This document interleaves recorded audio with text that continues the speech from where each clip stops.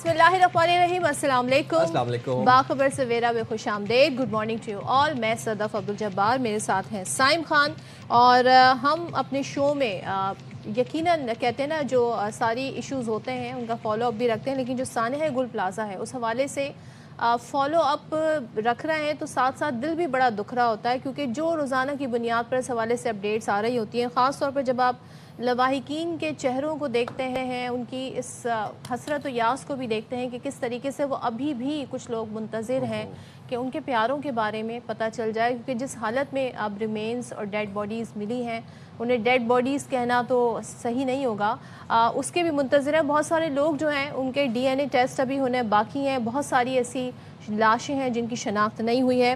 तो मज़ीद जी 4 अफराद की सानिया गुल प्लाज़ा में जाँ बहक होने वालों की शनाख्त हो गई है, और मजमूई तौर पर जो DNA के ज़रिए शनाख्त का ये मरहला है ये मुकम्मल किया गया। अब ये जो तादाद है जो शनाख्त जिनकी हुई है, मैं उनकी बात कर रही हूँ, वो 20 अफराद की हुई है। सिंध काबीना ने सानिया गुल प्लाज़ा के शोहदा के अहल खानों को फ़ीकस 1 करोड़ रुपए देने का ऐलान किया था, उसकी मंजूरी दे दी है, और मुतासरा दुकानदारों को 1-1 करोड़ रुपए बिला सूद कर्जा भी दिया जाएगा। और जी मुतासरा दुकानदारों को 5-5 लाख रुपए कमिश्नर के ज़रिए दिए जाएंगे। फॉर्म्स जो थे वो सबमिट करा दिए गए थे, दुकानदारों ने वो फॉर्म्स फिल भी किए। वज़ीर आला सिंध की सरबराही में हमने देखा कि वज़रा पर मुश्तमिल सब कमेटी कायम की गई। अब कमेटी कमिश्नर कराची की सरबराही में कायम हुई और इंक्वायरी कमेटी की रिपोर्ट का जायज़ा लेगी। गुल प्लाज़ा की इमारत को टेंट लगाकर सील कर दिया गया। डिप्टी कमिश्नर जनूबी जावेद नबी खोसो ये कहते हैं कि खैबर पख्तूनख्वा से 2 अफराद के ख़ानदान ने रब्ता किया है, तहकीकात कर रहे हैं। इमारत को फिर SBCA के हवाले कर दिया गया है। SBCA ने इमारत को मखदूश करार दिया है। आगे क्या करना है फैसला हुकूमत और SBCA करेगी।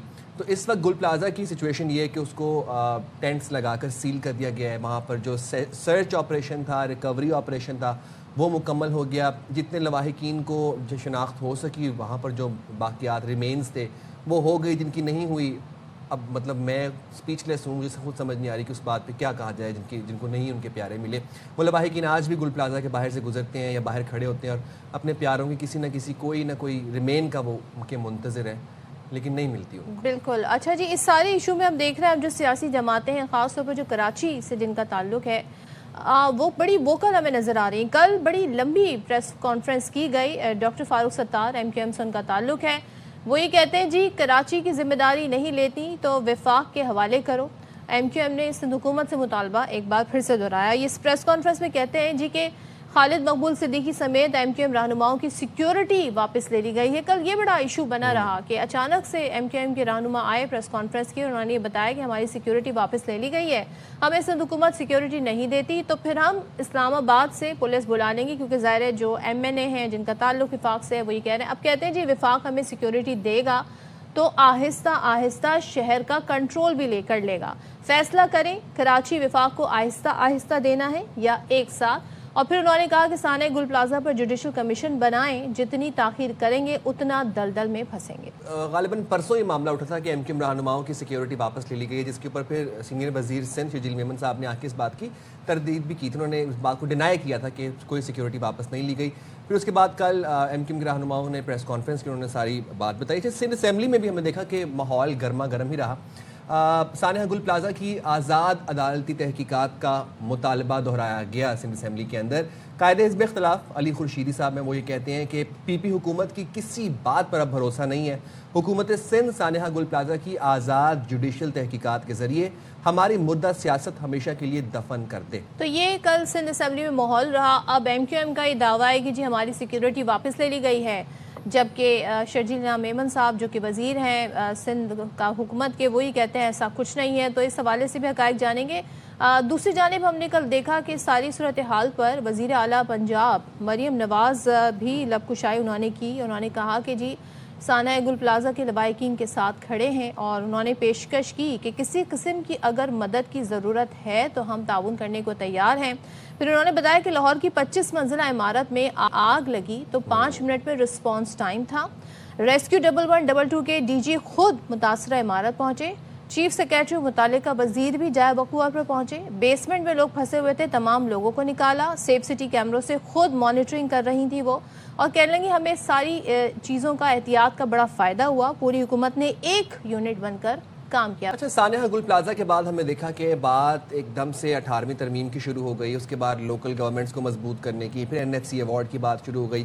اب جناب ایک بازگشت اٹھی ہے کہ کراچی کو وفاق کے حوالے کر دیا جائے، اور وزیر اعظم کے مشیر رانا ثناء اللہ صاحب ہیں، وہ یہ کہتے ہیں کہ کراچی کو وفاق کے حوالے کرنے میں کوئی مذائقہ نہیں ہے، عمل ہو سکتا ہے اس چیز کے اوپر، آئین میں ترمیم کرنا پڑے گی، سادہ اکثریت سے یہ ممکن نہیں ہے۔ انہوں نے کہا کراچی کا جو ماحول بن گیا ہے شاید وزیر اعظم اور صدر کو مداخلت کرنا پڑے۔ سنواتے ہیں آپ کو۔ یہ معاملہ اس حد تک آن پہنچا ہے کہ شاید اب وزیر اعظم کو اس میں مداخلت کرنی پڑے، پریزیڈنٹ صاحب کو بھی اس میں مداخلت کرنی پڑے۔ جس قسم کا یہ ماحول بنا ہوا ہے اس کو اب ریزالو ہونا چاہیے۔ ایک رائے MQM رکھ رہا ہے، اسے جمہوری طور پہ یہ حق حاصل ہے، اس کو پراپاگیٹ بھی کریں، لوگوں کو اس کا قائل کریں۔ اور ایک انہوں نے نئی بات کی ہے کہ جی یہ وفاق کے سپرد کر دیا جائے، ٹھیک ہے، وہ اپنا موقف بیان کریں، لیکن اس کے مقابل جو پیپلز پارٹی کا موقع اسے بھی سننا چاہیے، اسے بھی موقع ملنا چاہیے، اور پھر اگر کوئی کنسنسس ہو جاتا ہے تو اس کے اوپر کوئی مذائقہ نہیں ہے، عمل ہو سکتا ہے۔ تو رانا صاحب کہہ رہے ہیں کہ اگر اس پہ کنسنسس ہو جاتا ہے تو پھر اس پہ کوئی مذائقہ نہیں ہے، کراچی میں جو ماحول بن گیا ہے، خاص طور پر انہوں نے اس کا ذکر کیا، وزیر اعظم اور صدر کو مداخلت کرنا پڑے گی۔ اچھا، اس سے پہلے ذرا ہم MQM کی پریس کانفرنس پر آ جاتے ہیں۔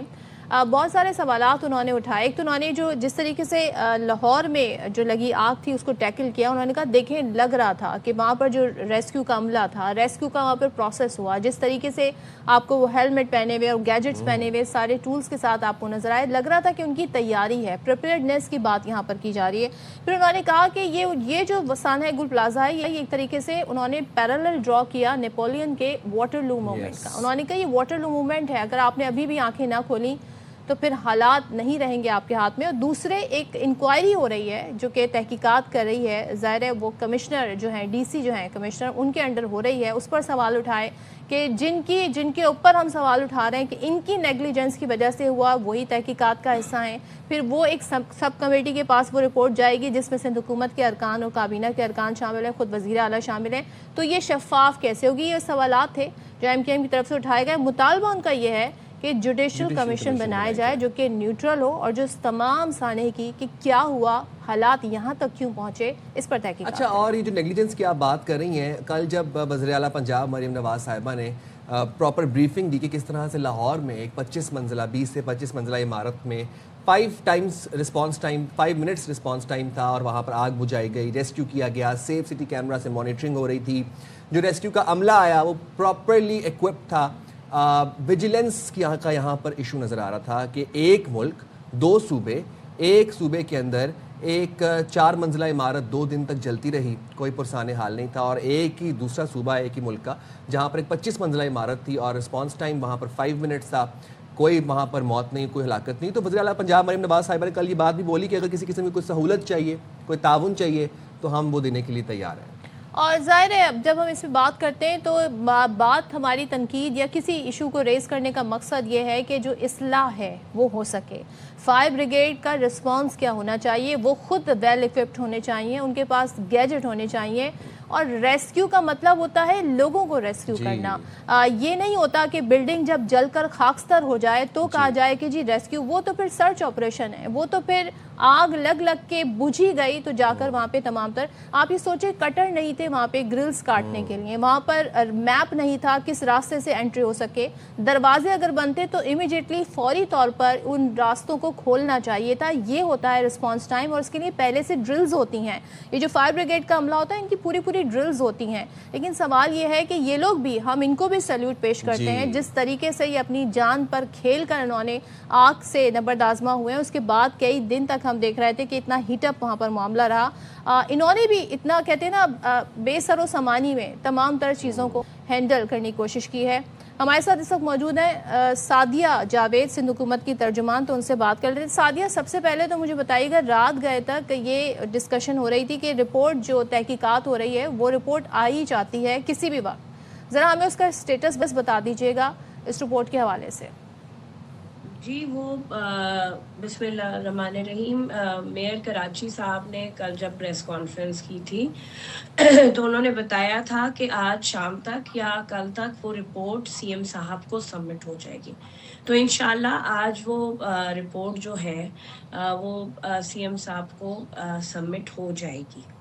اچھا سعدیہ، دوسری چیز یہ ہے کہ ایم کیو ایم کی جانب سے یہ شکوہ، ایک شکایت سامنے آ رہی ہے کہ سندھ حکومت نے ان کی سیکیورٹی واپس لے لی ان کے رہنماؤں کی، جس میں خالد مقبول صدیقی صاحب ہیں، فاروق ستار صاحب ہیں، علی خورشیدی صاحب ہیں. یہ اس میں صداقت ہے؟ نہیں جی، اس میں کوئی صداقت نہیں ہے. انفارمیشن منسٹر صاحب نے کل پریس کانفرنس کر کے بھی اس بات کو ڈینائی کیا ہے کہ ایم کیو والے بالکل اس بات پر جھوٹ بول رہے ہیں. کسی کی سیکیورٹی گورنمنٹ کے آرڈر پر وڈرال نہیں کی گئی ہے، ان کے پاس سیکیورٹی ہے. اور انہوں نے یہاں تک سوال کیا ہے کہ مصطفیٰ کمال صاحب سے پوچھیں کہ فیڈرل گورنمنٹ نے کی طرف سے، کیونکہ وہ فیڈرل منسٹر ہیں، ان کے پاس اسلام آباد میں کتنی سیکیورٹی ہے اور کراچی میں جو ہم نے ان کو پرووائڈ کی ہوئی وہ کتنی ہے. اچھا سعدیہ، تھوڑا سا ہمیں بتائیے گا، کل مریم نواز صاحبہ نے بھی ایک پیشکش کی اور انہوں نے بتایا کہ جب لاہور میں ہوٹل میں آگ لگی تو کیا رسپانس ٹائم تھا، کیا تیاری تھی، کس طرح وہ خود بھی اس چیزوں کو مانیٹر کر رہی تھی. وزیر وہاں پر موجود تھے اور وہاں پر جو متعلقہ لوگ تھے ان کے ہیڈ وہاں پر موجود تھے. اس کے بعد وہ آپ کو پیشکش کریں اگر کسی تعاون کی ضرورت ہے تو بتائیے. تو آپ لوگوں کو ضرورت ہے، ویسے پنجاب کے فورینزک لیب سے تو مدد لے ہی رہے ہیں آپ لوگ. جی پنجاب فورنزک لیب سے جس چیز کی مدد کی ضرورت تھی وہ مدد لی گئی ہے. فورنزک لیب کی ضرورت تھی، ان کی ٹیم آ گئی ہے، وہ معائنہ کر رہی ہے. اگر باقی بھی کسی چیز کی thank you very much chief minister Punjab کا 11 دن کے بعد انہوں نے کیا، لیکن کوئی بات نہیں، ایک صوبہ دوسرے صوبے سے مدد مانگتا ہے اور انہوں نے آفر کی ہے. اگر کوئی ضرورت ہوگی تو ضرور ان سے مدد مانگی جائے. اور تھوڑا سا ذرا فورینزک لیب کا ذکر ہو ہی گیا ہے تو تقریباً آئی تھنک غلط نہیں ہوگا تو 8 ارب اس پہ اب تک خرچہ آ چکا ہے اور سالوں ہو گئے، 5 سال ہو گئے یہ لیب نہیں بن سکی. یہ تو بننا تھا کہ ایکشن پلان جو نیشنل ایکشن پلان تھا اس کے تحت تمام صوبوں کو کہا گیا تھا اور یہ دہشت گردی اور کرائم کنٹرول کے لیے اسے بننا ضروری تھا. اور کراچی جیسے شہر میں جہاں پر اتنا کرائم ریٹ ہے وہاں پر ابھی تک یہ کیوں نہیں بن سکا سعدیہ صاحبہ؟ ہاں جی، اس میں بالکل گورنمنٹ کی طرف سے کچھ پرابلمس تھیں، ڈیلے تھا، لیکن اس پہ بہت تیزی سے کام ہو رہا ہے اور اسی سال کے آخر میں فورینزک لیب جو ہے وہ آپریشنل ہوگا. اچھا اس سال کے آخر میں، ٹھیک ہے، ہم will keep looking forward to it. اچھا سعدیہ صاحبہ، یہ جب ہم گل پلازا کی بات کر ہی رہے ہیں تو ایم کیو ایم کا ایک اور مطالبہ بھی ہے، وہ یہ کہتے ہیں کہ انڈیپینڈنٹ جوڈیشل کمیشن ہونی چاہیے، جوڈیشل انکوائری کروانی چاہیے گل پلازا کے سانحے کے حوالے سے. تو اس کے اوپر پیپلز پارٹی کا کیا موقف ہے؟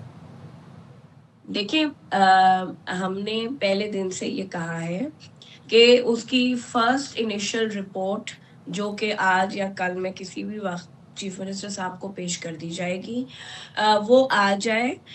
اس کے بعد اگر جوڈیشل کمیشن کی ضرورت ہوگی تو ضرور جوڈیشل کمیشن بنایا جائے گا. ہم نے انکار اس بات سے نہیں کیا، لیکن بلیک میلنگ اور تھریٹ کر کے اگر کوئی بھی چاہتا ہے کہ جوڈیشل کمیشن بن جائے تو وہ اس طرح نہیں ہوگا. جو پروسیجر ہے اسی طریقے سے جوڈیشل کمیشن. بلیک میلنگ اور تھریٹ کیا گیا ہے، ذرا تھوڑا سا ایکسپلین کیجیے گا.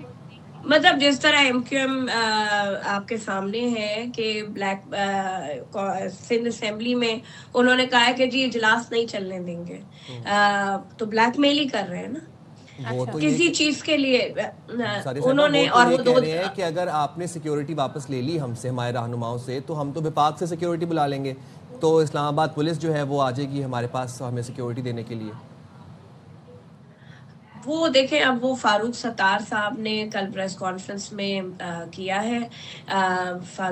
میں ان کو کیا کہوں، سیکیورٹی جب واپس ہی نہیں ہوئی تو پھر اب میں اس کے لیے کیا کہوں ان سے کہ کیوں وہ سیکیورٹی منگا لیں گے. یا تو وہ دکھائیں، ثابت کریں کہ جی سیکیورٹی واپس ہو گئی ہے. کوئی گورنمنٹ کی طرف سے ایسے آرڈرز نہیں ہیں کہ ایم کیو ایم کے کسی جو انٹائٹلڈ ہیں، جن کو دی ہوئی تھی، ان کے پاس سیکیورٹی ہے. اچھا سعدیہ صاحبہ، کیونکہ ظاہر ہے اس وقت جو ادارے ہیں، ریسکیو کی ہم بات کریں، فائر بریگیڈ کے عملے کی بات کریں، یہ تمام تو گورنمنٹ کے انڈر ہیں، اور یہ جو تحقیقات کر رہی ہے وہ گورنمنٹ کے ہی لوگ اس میں شامل ہیں. سوال تو نیگلیجنس پہ اٹھ رہا ہے، سوال تو پریپیئرڈنیس پہ اٹھ رہا ہے، سوال تو رسپانس ٹائم پہ اٹھ رہا ہے. تو یہ کیا ہی اس میں کیا مذائقہ ہے کہ اگر ایک انڈیپینڈنٹ کمیشن بنا دیا جائے جس پہ سب کا ٹرسٹ ہو، اس کی رپورٹ آئے اور اس کی رپورٹ کی روشنی میں پھر آگے بڑھا جائے، تو پھر جو رپورٹ آئے گی اس پہ بھی سوال اٹھیں گے جب اس کی فارمیشن پر ہی سوال اٹھ رہے ہیں. تو اس پر کیا کہیں گے آپ؟ دیکھیے میں نے آپ سے کہا کہ چیف منسٹر صاحب نے پہلے دن ہی کہا ہے کہ ایک انیشل ظاہر سی بات ہے فرسٹ ہینڈ انکوائری ہو رہی ہے. اس انکوائری کے بعد اگر ضرورت ہوگی تو جوڈیشل کمیشن بھی بن جائے گا، انڈیپینڈنٹ کمیشن بھی بن جائے گا، لیکن اگر ضرورت گورنمنٹ سمجھے گی. اور اس میں ایک طرح سے ذمہ دار ٹھہرایا جا رہا ہے، وہی اس کی انویسٹیگیشن کر رہے ہیں. That how does it work? دیکھیں یہ تو ایم کیو ایم ان کو ذمہ دار ٹھہرا رہی ہے نا، انہی کا سوال ہے باقی ہاں تو ایم کیو ایم ان کو ذمہ دار ٹھہرا رہی ہے. تو بہت ساری چیزوں کی ایم کیو ایم آج کہتی ہے کہ جی ہم نے نہیں کیا، لیکن کیا بلدیہ فیکٹری کی ذمہ داری پارٹی ہے نا، بطور اسمبلی میں بیٹھ کے اپوزیشن وہ آپ سے ڈیمانڈ کر رہے ہیں. ہاں تو وہ ڈیمانڈ کر رہے ہیں، اگر گورنمنٹ سمجھے گی. ضروری تو نہیں ہے کہ اپوزیشن کی ہر ڈیمانڈ، ہر فرمائش پوری کی جائے. ایسے تو اسلام آباد کی اپوزیشن فرمائش کر رہی ہے کہ عمران خان کو رہا کر دیا جائے. تو کیا عمران خان کے خلاف جو کورٹ میں کیسز ہیں وہ ختم ہو جائیں گے اور عمران خان رہا کر دیا جائے گا؟ ایسا نہیں ہوتا. ایم کیو ایم سے پھر میں بھی سوال کرتی ہوں کہ ہمیں بھی اس وقت شک تھا جب بلدیہ فیکٹری کو آگ لگائی گئی تھی، اس وقت ایم کیو ایم پہ الزام تھا. بولٹن مارکیٹ میں جب 2009 میں آگ لگی تھی تو بھی ایم کیو ایم پہ انگلیاں اٹھی تھی. تو دیکھیں ایسے بہت ساری چیزیں الزام لگائے جاتے ہیں. اگر شواہد ہیں تو آپ کریں گے ان کے خلاف کوئی کیس بنائیں، اگر آپ کے پاس ثبوت ہیں تو؟ میں ثبوت کی بات ہی نہیں کر رہی نا. ایم کیو ایم کے پاس اگر دیکھیں نا، چیف منسٹر صاحب نے کہا ہے کہ اگر کسی کے پاس بھی کوئی ثبوت ہے، اگر کمشنر کے خلاف ثبوت ہے ایم کیو ایم کے پاس جس کو وہ پوائنٹ فنگر کر رہے ہیں، تو وہ جو وہ دنیا کے سامنے پیش کر دیں کہ جی کمشنر صاحب کی وجہ سے ہوا ہے، میئر کی وجہ سے ہوا ہے، چیف منسٹر کی وجہ سے، جس کے خلاف ایم کیو ایم کے پاس شواہد ہے نا. ایم کیو ایم کسی کے اوپر انگلی اٹھا رہی ہے تو ایم کیو ایم کے پاس شواہد ہو. اچھا سعدیہ صاحبہ، آفٹر سانحہ گل پلازا ایک تو وہ 18ویں ترمیم کی بات نکل آئی، اس کے بعد پھر صوبوں کی اور پھر لوکل گورنمنٹس کو مضبوط کرنے کی، بلدیاتی اختیارات دینے کی. اینی ہاؤ اب بات آ گئی ہے کہ کراچی کو وفاق کے حوالے کر دیا جائے، اور یہ بات اس کے اوپر وزیر اعظم کے مشیر رانا ثناء اللہ صاحب ہیں، وہ یہ کہتے ہیں کہ کراچی کو وفاق کے حوالے کرنے میں کوئی مذائقہ نہیں ہے، اس چیز پہ عمل ہو سکتا ہے، آئین میں ترمیم کرنا پڑے گی کیونکہ سادہ اکثریت سے یہ کام ممکن نہیں ہے. اس پہ آپ کیا رائے رکھتی ہیں؟ دیکھیں جب اگر رانا ثناء اللہ صاحب کا میں نے بیان نہیں سنا، اگر انہوں نے یہ بات کہی ہے تو وہ اپنی جب لیڈرشپ اس وقت، کیونکہ چیئرمین پاکستان پیپلز پارٹی پاکستان میں موجود نہیں ہے، جب وہ آئیں گے تو وہ اس بات کا زیادہ بہتر جواب دیں گے. اور پھر تو جب 2002 سے 2001 سے اور 2009 تک یہ شہر وفاق سے ڈائریکٹ رن ہوتا تھا، تو بہت بڑے بڑے سانحات ہوئے تھے اس شہر میں. اس وقت پرویز مشرف صاحب اس شہر کو ڈائریکٹلی اسلام آباد سے آپریٹ کرتے تھے اور ایم کیو ایم ان کی سہولت کار تھی شہر میں. تو اس وقت بھی بہت بڑے بڑے سانحات ہو چکے تھے اس شہر میں، جس کی بہت لمبی فہرست ہے. اگر میں نے آپ کے ساتھ ڈسکس کیا تو وہ بات کہیں سے کہیں جائے گی. لیکن اگر جس کے پاس ایم کیو ایم یہ ڈیمانڈ کرتی ہے نا کہ کراچی کو وفاق کے حوالے کیا جائے، تو وہ قومی اسمبلی میں جائے اور جا کے اس معاملے پر لے آئے قرارداد اور ووٹنگ کرا لی جائے. ٹھیک ہے. ٹھیک ہے، بہت شکریہ سعدیہ صاحبہ، آپ نے باخبر سویرا کے لیے وقت نکالا. یہاں پر میں ایک بات بس کہنا چاہوں گا کہ المیہ یہ ہے، پوری سیگمنٹ سے آپ کو بات سمجھ آ گئی ہوگی کہ یہاں پر بس کراچی کے اوپر جب بھی مسائل کی بات ہو ایک پنگ پونگ کا سلسلہ ہے، ایک بلیم گیم کا سلسلہ ہے. Nobody is ready to take the responsibility. Way forward ہمیں نظر نہیں آتا ہے کہ اس کا سلوشن کیا نکلے گا. سیاست ان ایشوز پہ اگر نہ ہو تو زیادہ بہتر ہے.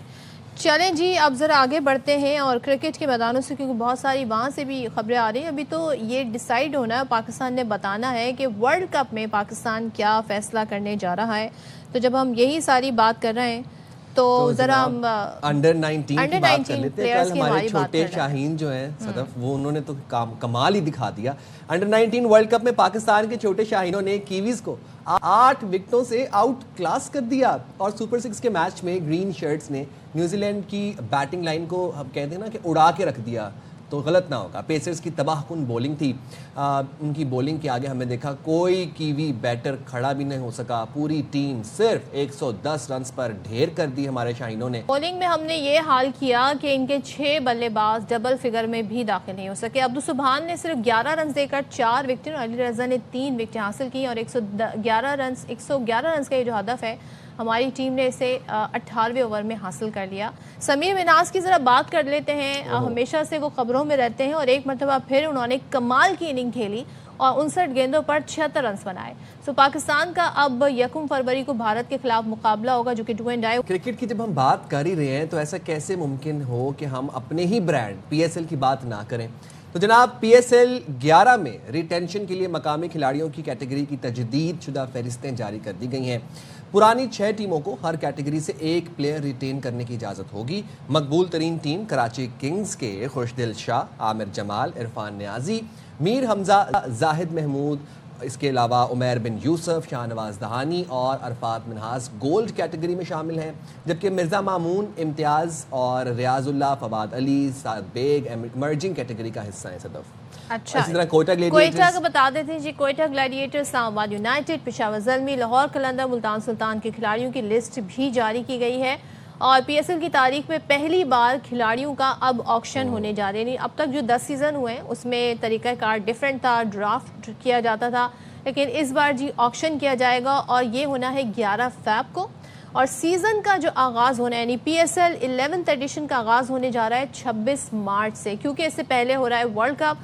تو ذرا ورلڈ کپ کی بھی بات کرتے ہیں. تو بھارت کے زیر اثر آئی سی سی کی بنگلہ دیش کے خلاف انتقامی کارروائیاں جاری. مطلب ایک لگ رہا ہے کوئی جیسے بالی ووڈ کا یہاں پہ کوئی اسکرپٹ ہے جو چل رہا ہے، جو کہ بی سی سی آئی، آئی سی سی مل کر چلا رہے ہیں. اچھا، بنگلہ دیش کی جو سری لنکا میں کھیلنے کی درخواست تھی اسے مسترد کرنے کے بعد آئی سی سی نے اب ایک نیا محاذ کھول دیا. یعنی کہ پہلے ٹیم کو ورلڈ کپ سے باہر نکالا اور اب بنگلہ دیش کے صحافیوں کو بھی، یعنی کہ آپ یہاں تک سوچیں 22 نے اس کا انتقال ہے کہ صحافیوں کو بھی الاؤ نہیں کر رہے ہیں کہ وہ بھارت آ کر اس میگا ایونٹ کی کوریج کریں. سو رپورٹرز کے ایکریڈیشنز کو بھی منسوخ کر دیا گیا ہے. اور بنگلہ دیش میڈیا کے مطابق 150 کے قریب صحافیوں نے ایکریڈیشن کے لیے اپلائی کیا تھا، لیکن شری لنکا اور بھارت میں کوریج کے لیے کسی بھی صحافی کو ایکریڈیشن نہیں دی گئی. یہ بھی آپ لوگ یاد رکھیں کہ آئی سی سی میں ضروری نہیں ہے کہ جس ملک کی ٹیم کھیل رہی ہے ورلڈ کپ صرف اسی ملک کے صحافیوں کو کوریج الاؤڈ ہے. نہیں، باقی ممالک کے صحافیوں کو بھی، میڈیا پرسنل کو ایکریڈیشن دی جاتی ہے. لیکن دین اگین آئی سی سی بھارت نوازی میں اندھا ہوا ہے اور اب یہ دیکھیں کہ بنگلہ دیش کے ساتھ ایک انتقامی کارروائی کی جا رہی ہے. This proves, this justifies بنگلہ دیش ایکشن کہ بنگلہ دیش نے جب کہا تھا کہ ہم اپنے آپ کو محفوظ نہیں فیل کرتے انڈیا میں جا کر کھیلنے میں، تو اس بات کی طرف اشارہ کرتا ہے کہ آپ ہیٹریڈ دیکھیں ٹورڈز بنگلہ دیش کہ ان کے صحافیوں کو بھی، صحافی کا کیا ہے، اس نے آ کے رپورٹ کرنا ہے، ان کے صحافیوں کو بھی الاؤ نہیں کیا جا رہا ہے. تو آئی سی سی نے بہت جلدی میں فیصلہ کیا اور بہت بائسڈ ہو کر فیصلہ کیا. مجھے تو حیرت ان باقی بورڈز پر بھی ہے. ظاہر ہے جب ہم ایک پورا یہاں پہ جب ووٹنگ کا سارا مرحلہ ہوا تو اس میں 14 صرف 2 حمایت میں آئے بنگلہ دیش کی، باقی 14 نے تو آئی سی سی اور بھارت نواز جو پالیسی ہے اس کا ساتھ دیا. دیکھیں آئی ہرڈ کہ جیسن گلپسی جو ہیں انہوں نے ٹویٹ کیا تھا ان فیور آف بنگلہ دیش، لیکن اس کے بعد انہوں نے اس ٹویٹ کو ڈیلیٹ کر دیا. I don't know if it's مطلب ٹرو اور ناٹ اور فالس، لیکن آوازیں اس طرح سے اب اٹھنا شروع ہو گئی. چلیں بات کر لیتے ہیں. توصیف احمد صاحب ہمارے ساتھ ہیں، پاکستان کے مائنہ سابق test cricketer. Thank you so much Tauseef sahab join کرنے کے لیے. پہلے تو بتائیے گا انڈر 19 ورلڈ کپ کی ذرا بات کر لیتے ہیں. پاکستان نے بڑی آسانی سے بنگلہ دیش کی بات ہو رہی ہے تو میرے منہ پہ بنگلہ دیش کا نام چڑھا ہوا ہے. نیوزی لینڈ کو شکست دے دی اور یہ پرفارمنس بڑی اچھی رہی. 18ویں اوورز میں ہم نے 111 رنز کا ہدف حاصل کر لیا. اوور آل جس طریقے سے اس وقت انڈر 19 ٹیم بات کر رہی ہے, انڈر 19 ٹیم کھیل رہی ہے, اس پر کیا کہیے گا؟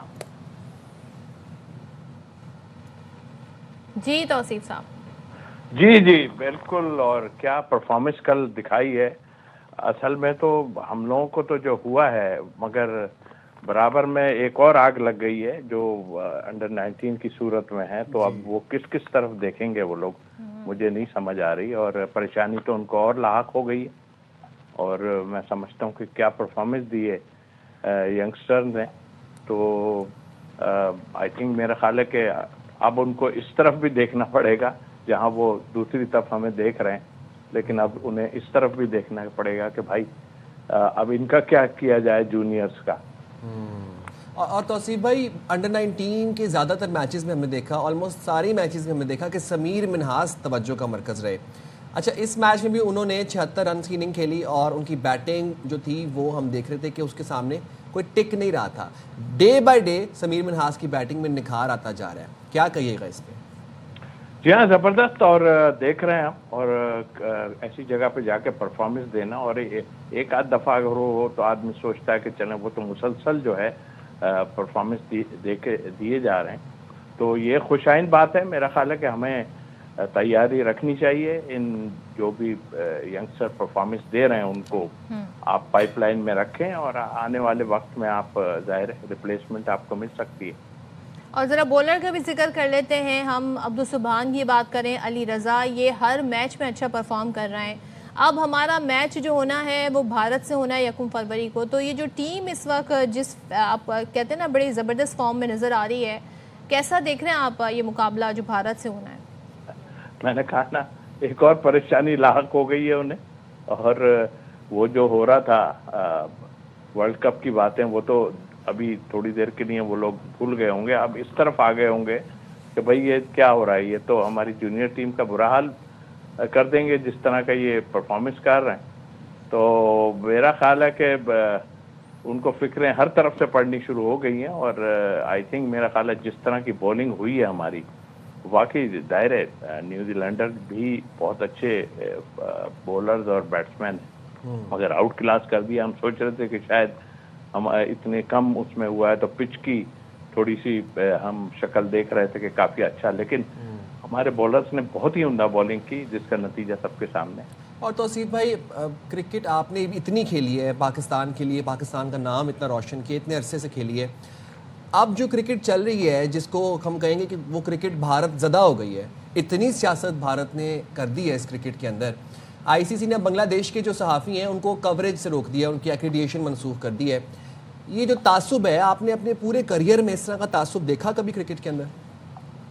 نہیں, کبھی نہیں ایسا ہوا. لیکن ایک بات ضرور کہوں, دیکھیں انہوں نے روکا, یہ بھی میں سمجھتا ہوں کہ تھوڑا سا ان کے لیے بہتر ہی ہے. اس لیے کہ دیکھیں وہ جب پلیئرز کو نہیں کچھ کر سکتے تو ان کو خود اندازہ ہو رہا ہے کہ ہماری عوام جن کو ہم نے دماغ خراب کر دیا ہے ان کا, اور شیو سینا والوں نے بیڑا غرق کر کے رکھ دیا ہے, تو کہیں ایسا نہ ہو کہ کہیں وہاں پر اگر ان کو کچھ ہو گیا صحافیوں کو تو بڑی مشکلات آ جانی ہیں پوری دنیا میں. ویسے ابھی ہم نہیں سنبھال پا رہے ہیں, ایک ہی کنٹری کو نہیں سنبھال پا رہے ہیں پاکستان کو, تو بعد میں کیا ہوگا. تو میرا خیال ہے, میں تو اس میں ہوں کہ جی ٹھیک ہے ہو ضرور گیا, لیکن سیفٹی دیکھنی چاہیے جس طرح اپنی پلیئروں کی سیفٹی دیکھی ہے بنگلہ دیش نے, اسی طرح آپ اپنے صحافیوں کی بھی سیفٹی دیکھیں. اور توصیف صاحب, ظاہر آئی سی سی تو وہ ادارہ تھا, ظاہر اگر وہاں پہ سارے ایشوز ریزالو ہونا بھی وہیں پر ہوتے ہیں, لیکن یہاں تو آئی سی سی نے خود ڈیسیجن دے دیا ہے. فرسٹ ٹائم ایسا ہوا ہے کہ کسی ٹیم کو اس مقابلے سے ہی باہر کر دیا گیا, گو کہ ان کے جو تحفظات تھے اس پر بات کی جا سکتی تھی. پاکستان کو بھی اکوموڈیٹ کیا. آپ سمجھتے ہیں کہ ٹائم فیکٹر بھی اس میں میٹر کرتا ہے؟ پہلے اگر یہ معاملہ ریز ہوتا, لیکن پہلے ایشو بھی نہیں تھا, پہلے ہی ریز ہوتا تو یہ کیا ڈیفرنٹ طریقے سے ڈیفرنٹ اینگل سے دیکھا جاتا ہے اس ساری چیزوں کو؟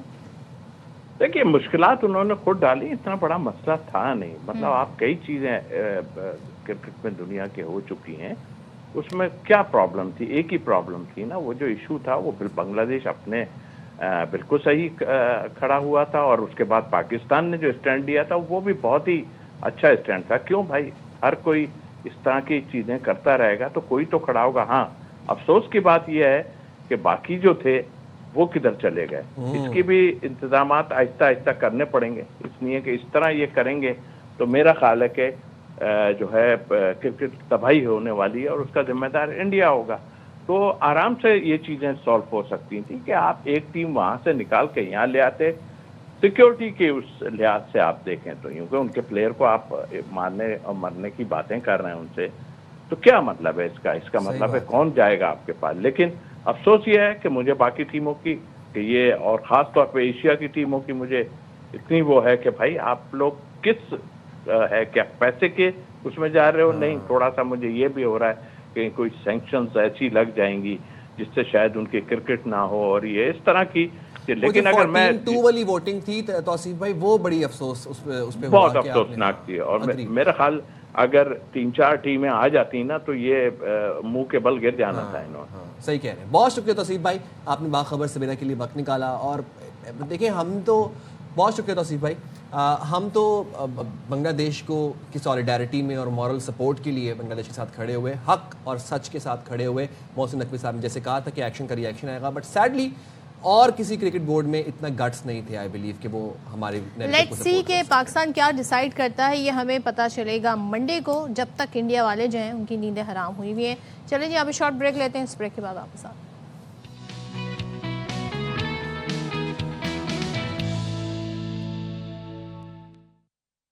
Welcome back. तो आपको अंदाजा हो गया होगा कि इस वक्त हम कहाँ बैठे हैं। हम इंतहाई सर्द मौसम में, हमारा स्टूडियो जो है वहाँ पे बर्फबारी शुरू हो गई। ये जब बर्फबारी होती है ना, आई लव इट, अमेजिंग। मुझे बहुत कमाल लगता है कि जब ऐसी ये बर्फ आती है ना हमारे ऊपर, हम भी एंजॉय करें बर्फबारी। तो क्या हुआ कि हम स्टूडियो में हैं, तो क्या हुआ कि वर्चुअली कर लें एंजॉय चैलेंज। लेकिन ये है कि मुल्क भर में ठंड जो है वो ठीक ठाक तरीके से जारी है। ये अब रोज़ाना की बुनियाद पे इसमें कहते हैं ना, टेम्परेचर जो है वो बड़ा तरीके से आगे बढ़ रहा है। ख़ास तौर पे जब बलाई इलाकों की हम बात करते हैं तो वहाँ पर तो बर्फ़बारी है, मुसलसल बर्फ़बारी है। छोटा सा बच्चा बर्फ़बारी इंजॉय कर रहा है। आप देखिए, शदीद मुश्किलात हैं वैसे लोगों को। और एबटाबाद में वक्फे वक्फे से बारिश, फिर बर्फ़बारी जारी है। गलियात में अब तक 1.5 फीट तक बर्फ़ पड़ चुकी है और राब्ता सड़कें बंद हैं। अच्छा, ये जो सयाह है ना, उनको ये सीज़न बड़ा लुभाता है, तो वो चाहते हैं जी कि बस जैसे ही बर्फ़बारी हमें पता चले हो रही है हम वहाँ पहुँच जाएं, बिना ये सोचे कि हालात क्या होंगे, क्या मुश्किलात होंगी, एडवाइजरी क्या है। देखिए, कुछ मन चले भी होते हैं, कुछ दिल जले भी होते हैं। पूरा साल स्नोफॉल का इंतजार कर रहे होते हैं। दिल जलों का बर्फबारी में जाने से क्या था? तो क्योंकि वो थोड़ा जरा चेंज। हाँ जी, तो बात ये है कि अब हर बंदे के ऊपर रिस्ट्रिक्शंस नहीं होती ना, ये 9 to 5 वाली, तो लोग निकल जाते हैं। लेकिन जो लोग निकल रहे हैं फिर उनके लिए ट्रैवल एडवाइजरी भी जारी की जाती है। उनको बताया होता है कि आपने स्नो चेन्स लेके निकलना है, फैमिली के साथ आपने कैसे ट्रैवल करना है, हीटर आपने कैसे ऑन करना है गाड़ी का। अच्छा, फिर आपके पास इमरजेंसी नंबर्स हैं कि नहीं है। हम आपसे ये दरख्वास्त कर करके थक गए इस मौसम के आगाज़ से करें कि खुदारा मत ट्रैवल करें। अगर ट्रैवल करना बहुत नागुज़ीर, देखिए पहले स्मोक चल रही थी, फिर फॉग आ गई, अब स्नोफॉल आ गई। भाई वो ये कहेंगे आप तो बैठे हैं स्टूडियो, आप हमें मशवरे दें, हम ट्रैवल न करें। उनको तो इस वक्त टाइम भी मिला हुआ है, जान से आगे क्या है। फिर तो मुश्किलात होती हैं। अब देखें, लोग फैमिली के साथ फंसे हुए हैं। अब वहाँ के जो मकामी लोग हैं वो ही बड़े परेशान हैं क्योंकि राब्ता सड़कें बंद हैं, अशिया खुरोनोश की तरसील नहीं हो रही, बिजली मुअत्तल है, ऊपर से सयाह भी वहाँ पर पहुंचे हुए हैं, ट्रैफिक है, इतने ज़्यादा सियाह फंसे भी हुए हैं, तो एक परेशानी का सबब बन जाता है। अच्छा जी, अब मसला ये है कि जो शारा रेशम है उसका ज़रा बता देते हैं। वहाँ पर गाड़ियाँ बंद हो गई हैं, रास्ते बंद होने से गाड़ियाँ फंस गई हैं। शांगला में भी बर्फबारी है, इससे भी लिंक रोड बंद हो गई है। आज़ाद कश्मीर की वादी नीलम और लीपा में बर्फबारी से मुख्तलिफ राब्ता सड़कें जो हैं वो 5 रोज से बंद हैं। और मरी का तो आपने हाल देखा ही था। कोयटा समेत बलूचिस्तान के मुख्तलिफ इलाकों में बर्फबारी जारी है। तो बात कर लेते हैं ख़ास तौर पे जो सयाहों के हवाले से है और मकामी आबादी के लिए मुश्किल सूरत हाल हो रही है, राब्ता सड़कें भी बंद हैं। तो इस सारी सूरत हाल पर क्या सूरत हाल बनेगी, डिप्टी कमिश्नर एबटाबाद सरमद सलीम अकरम हमारे साथ हैं। Thank you so much Sarmad साहब। पहले तो ये बताइएगा थोड़ा सा, क्या अब ज़ाहिर है क्योंकि इस चीज़ को मॉनिटर करते हुए 1-2-4 दिन हो गए हैं, तो कुछ हालात बेहतरी की तरफ जा रहे हैं, क्योंकि कहीं हम देख रहे हैं मुख्तलिफ इलाकों की राब्ता सड़कें बंद हैं, लोगों को मुश्किलात हैं, मकामी आबादी को काफ़ी मुश्किल हो रही है। सो एक्चुअली में क्या एडवाइजरी है सयाहों के लिए? अस्सलाम वालेकुम madam, thank you very much. इस तरह है मैडम कि 22 जनवरी से क्योंकि पहला स्पेल शुरू हुआ था, पहले स्पेल में तकरीबन 3 से 3.5 फुट बर्फ पड़ी गलियात में, और कल जो स्पेल शुरू हुआ था ऑन 26 उसके अंदर तकरीबन 1.5 फुट बर्फ पड़ी है। जो रिकॉर्ड की गई है पूरे गलियात में और सराउंडिंग्स में। आपकी बात बिल्कुल दुरुस्त है कि राब्ता सड़कें जो है उनकी बहाली में मुश्किलात काफ़ी आ रही हैं, लेकिन अभी इस वक्त नथिया गली की जो रोड है जो मेन नथिया गली की तरफ जाती है वो हमारी ओपन है। कोशिश हमारी यही है, तमाम जीडीए के जो टाउन्स हैं वो भी ओपन कर दिए गए हैं। जो हमारी ठंडियानी रोड है वो 22 किलोमीटर तक ओपन है, अगले 2 घंटे में इंशाल्लाह तकरीबन ऊपर ठंडियानी तक 24 किलोमीटर कंप्लीट हो जाएगी। अच्छा, जहाँ तक आपने बात की कि राब्ता सड़कों की, बिल्कुल बात आपकी दुरुस्त है कि राब्ता सड़कों में मुश्किलात हमें इसलिए भी पेश आ रही हैं कि वो रोड्स होती हैं बड़ी छोटी और मशीनरी का वहाँ पे जाना खतरनाक होता है, स्पेशली ड्यूरिंग स्नोफॉल। इसीलिए जब तक धूप नहीं निकलती तब तक हम उसको मशीनरी को वहाँ पे मूव नहीं कराते। अब क्योंकि धूप निकल चुकी है गलियात में भी, तो होपफुली अभी हमारी तमाम मशीनरी जो है लिंक रोड्स पे मूव कर जाएगी। एंड नेक्स्ट स्पेल क्योंकि कल रात से है तो हम पूरी कोशिश करेंगे नेक्स्ट स्पेल के लिए आप लोग प्रिपेयर्ड है, इंतजामिया प्रिपेयर्ड है, विजिलेंट है। सरमद साहब, ये बात बताइएगा कि सयाहों के दाखिले पर पाबंदी के हवाले से क्या हिदायत हैं, कहाँ कहाँ पर पाबंदी है सयाहों के जाने की और कब तक रहेगी ये पाबंदी? पाबंदी तो आज खत्म हो जाएगी, आज हम टूरिस्ट के लिए रास्ता खोल रहे हैं। लेकिन हमारी रिक्वेस्ट अभी भी तमाम टूरिस्ट से ये है कि मेन नथिया गली रोड पे अगर रहें तो उनके लिए आसानी है। खुदा न खास्ता बर्फ की प्रेडिक्शन दी जा सकती है लेकिन सर्टेनिटी के साथ नहीं कहा जा सकता कि बर्फ पड़ेगी या नहीं पड़ेगी। तो प्रेडिक्शन के मुताबिक तो कल बर्फ पड़नी है, लेकिन हमारे साथ कई बार प्रेडिक्शन से ज्यादा बर्फ भी पड़ चुकी है।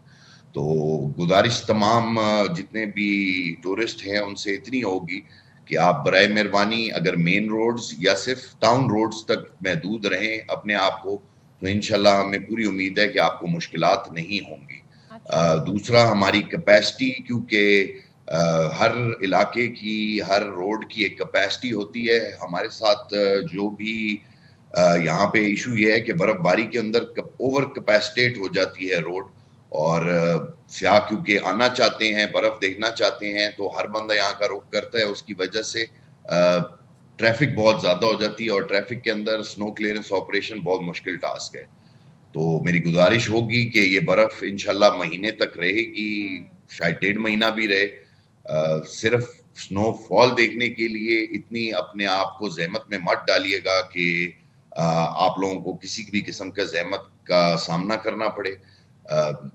बाकी लोकल्स के लिए तो हमने वैसे भी रास्ते खोले हैं, लोकल्स अपने इलाकों में जा रहे हैं, लेकिन टूरिस्ट के लिए भी आज से इंशाल्लाह रास्ते खुले हों। बिल्कुल ठीक है सरमद साहब, थैंक यू सो मच। जो ज़ाहिर है आप ये गाइडेंस जानना बड़ी ज़रूरी है, ख़ास तौर पे आप देखिए उन्होंने कहा कि बर्फ़ जो है वो तो रहेगी महीना 1.5 महीना, लेकिन अगर लोग स्नोफॉल की वजह से आ रहे हैं तो आपको अंदाज़ा होना चाहिए कि इस वक्त सूरत हाल क्या है। और जिस तरीके से मरी में हम देखते हैं कि लोग एकदम से पहुंच जाते हैं ख़ासतौर पर बर्फ़बारी के सीज़न में, तो वहाँ पर जो मकामी आबादी है उनके लिए मुश्किलात हो जाती हैं।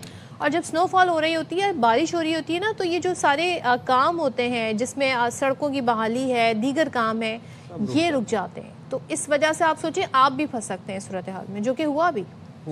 तो वो यही बात कह रहे थे कि आप स्नो देखने के लिए अपने आप को इतनी तकलीफ में, इतनी जहमत में ना डालें।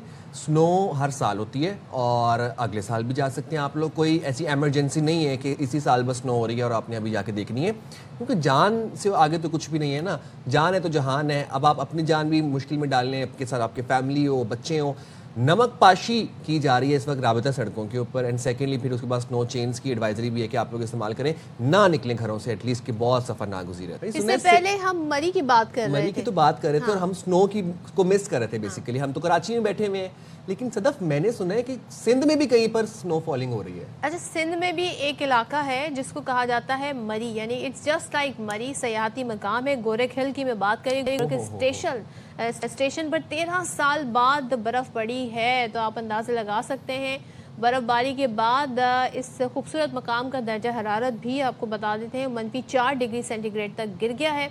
और यहाँ पर अभी ये देखें, ये तो मुझे लग रहा है ओले हैं जिसे जमा करने की कोशिश की जा रही है। हर सू यहाँ पर हम देख रहे हैं बर्फ़बारी के मनाजिर हैं। बर्फ़बारी के बाद गोरख हिल का माहौल काफ़ी दिल फरेब और दिलकश हो गया है। और यहाँ पर भी लोग पहुँच गए। अच्छा, यहाँ लोग जो है ना बड़े ऐसे मौसम के लिए बड़े कहते हैं ना शदाई होते हैं, फ़ौरन से पहुँच जाते हैं। ट्रू। और फिर उसके बाद है ना अगेन गोरख हिल एक बहुत खूबसूरत हिल स्टेशन है, वहाँ पर बहुत सी सहूलियात भी मौजूद हैं और मेरा वहाँ पर जाने का प्लान बन रहा है एंड आई होप कि बहुत जल्दी वहाँ चला जाऊँगा आफ्टर दिस न्यूज़ की गोरख हिल में बर्फ़बारी हो रही है। खूबसूरत जगह है, वहाँ पर जाया जा सकता है, आप लोग भी विज़िट करें। अच्छा जनाब, जो नेचर लवर्स हैं और जो ट्रैवलर्स हैं उन्होंने रुख कर लिया है गोरख हिल का। दादू के करीब सिंध और बलूचिस्तान की सरहद पर वाक़िया है जनाब गोरख हिल स्टेशन, और वो वाहिद पुरकशिश ठंडा मकाम समझा जाता है। तो इस हवाले से फिर बात कर लेते हैं। हमारे साथ मौजूद हैं बात करने के लिए वज़ीर सकाफ़त और सयाहत सिंध सैयद जुल्फ़िकार अली शाह। बहुत शुक्रिया जुल्फ़िकार अली शाह साहब, आपने बाखबर सवेरा के लिए वक्त निकाला। गोरख हिल स्टेशन सिंध का एक ठंडा मकाम समझा जाता है सयाहों के लिए। अब तक यहाँ पर तरक्याती काम मुकम्मल हो चुके हैं, क्या क्या सहूलियात यहाँ पर मौजूद हैं सयाहों के लिए, ज़रा बताइएगा। जी बिस्मिल्लाहिर्रहमानिर्रहीम। जी देखें, इस वक्त देखें जी, गोरख हिल जो है वहाँ पे बहुत अच्छी बर्फबारी हुई है और ये काफ़ी मत समझे कि 1-2 साल के बाद कभी होती है कभी नहीं होती है। इस वक्त मैं समझता हूँ कि जैसे कोमरी है, इस्लामाबाद और लाहौर के लोग वहाँ चले जाते हैं, तो सिंध के लिए ये एक बहुत बड़ा नेमत है। और जून जुलाई में भी यहाँ पे माइनस टेम्परेचर होता है रात के टाइम पे या दोपहर को भी, बहुत फर्क है। और इसकी हाइट जो है ये भी तकरीबन 5000 फीट ऊपर है।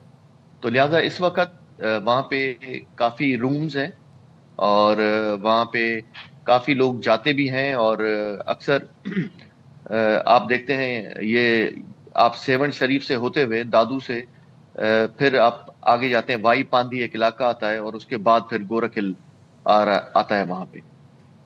अच्छा ज़रा ये बताइएगा सयाहों के लिए क्या सहूलियात यहाँ पर दस्तयाब हैं, क्या क्या आपने ऑप्शंस रखे हैं जो यहाँ पर आना चाहते हैं, टाइम स्पेंड करना चाहते हैं, कुछ दिन गुजारना चाहते हैं?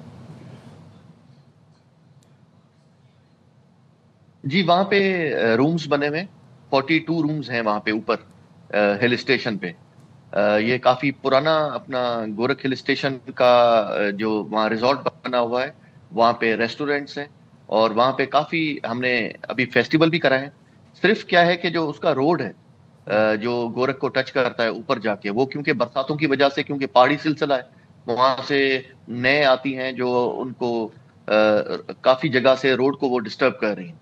तो इंशाल्लाह ताला सिंध हुकूमत ने इस दफ़ा वो रोड भी इंशाल्लाह ताला वो बिल्कुल ठीक हो जाएगा, तो उस पर फिर कार भी जा सकेगी, मोटरसाइकिल भी जा सकेगा, तो फिर टूरिस्टों को ज़्यादा मौके यहाँ वहाँ पे मिलेंगे। और इंशाल्लाह ताला थोड़े दिनों में हम उसको पब्लिक प्राइवेट पार्टनरशिप पे भी ला रहे हैं और काफ़ी जो होटल की चेन्स हैं या काफ़ी ऐसे जो है मतलब चेयर लिफ्ट हो गई या दूसरी चीज़ें भी वहाँ पे अभी इंशाल्लाह ताला हम लगाने जा रहे हैं।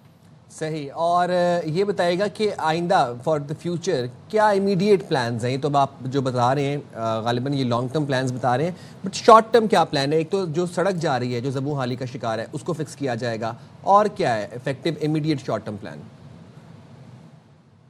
जी इमीडिएट वहाँ पे अभी पोर्टेबल हट्स लग चुके हैं राइट ऊपर अपना टॉप पे, जो स्टेट ऑफ द आर्ट है। और अपना वो हमने काफ़ी वहाँ पे आप देखेंगे तो वो उसका व्यू भी एक इतना ज़बरदस्त व्यू है। शायद आपके पास कोई वीडियो हो या ना हो तो मैं आपसे शेयर भी कर दूंगा। अभी पिछली दफ़ा हमने न्यू ईयर पे यहाँ पे फेस्टिवल्स भी कराए हैं और इस दफ़ा भी वहाँ पे नीचे अगर जिसके पास, क्योंकि रोड की वजह से वहाँ पे लोग कारों में जाते हैं, कारें नीचे खड़ी करते हैं, फिर जीप्स खड़ी भी वहाँ पे, वो फिर अपना मिनिमम रेंट लेते हैं उनसे और वो जीपें फिर उनको ऊपर तक ले जाती है। ऊपर हर चीज दस्तयाब है, वहाँ पे रेस्टोरेंट भी है, जो वहाँ पे एक जुमन नाम है बंदे का, जमाली है वहाँ पे, वो रेस्टोरेंट वहाँ चलाता है और वहाँ पे रिजॉर्ट भी है। और मैं मतलब सयाहों के इस लिए टाइम तो फन बहुत कर पैक दिया है, वहाँ पर एंजॉयमेंट का फुल इंतजाम किया गया है। बहुत शुक्रिया शाह साहब हमारे मौजूद थे और हमें तमाम तर सहूलियात जो कि गोरख हिल स्टेशन पर मिल रही हैं तो बस फिर आप प्लान कर रहे हैं जाने के लिए? मैं प्लान कर रहा हूँ, बिल्कुल। चलें फिर हम पूछेंगे साइम से जब वो वहाँ से होकर आएंगे।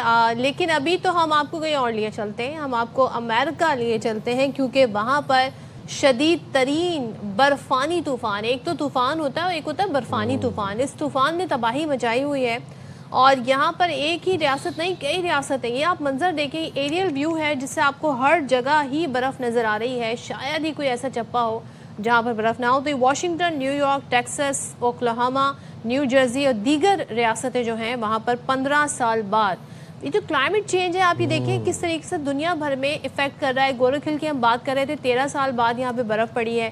امریکہ کی بات کر رہے ہیں جو برفانی طوفان آیا، 15 سال بعد بدترین یہ برفانی طوفان ہے. دفاتر، اسکول، سڑکیں سب بند ہیں، نظام زندگی تہس نہس ہو گیا ہے اور جو لوگ ہیں ان کا بڑی لاکھوں کا نقصان بھی ہوا ہے. لاکھوں کا نقصان ہوا ہے اور یہ بات تو ہمیں موسم کا حال بتانے والے اور جو کلائمیٹ ایکسپرٹس ہیں وہ تو گرمیوں سے جب سیلاب آئے تھے تب سے بات بتا رہے تھے کہ اس دفعہ پوری دنیا میں لانینا ہوگا، وچ مینس کہ بہت شدید ولی سردی پڑے گی، ریکارڈ بریکنگ، اور اب ہم اس کے مناظر بھی دیکھ رہے ہیں. تو یہ کلائمیٹ چینج کا خمیازہ جو ہم بھگت رہے ہیں اس میں ہمارا ہی بہت حد تک ایک ہاتھ ہے. اچھا ہمارا تو اگر ہم پاکستان کی بات کریں ہم متاثر زیادہ ہیں لیکن ایز انڈیویجولز ہیومن بینگز کی انٹرفیئرنس کلیکٹیولی اس پر ایکٹ کرنا ہوگا. چلیں جی بریک لیتے ہیں، بریک کے بعد آتے ہیں.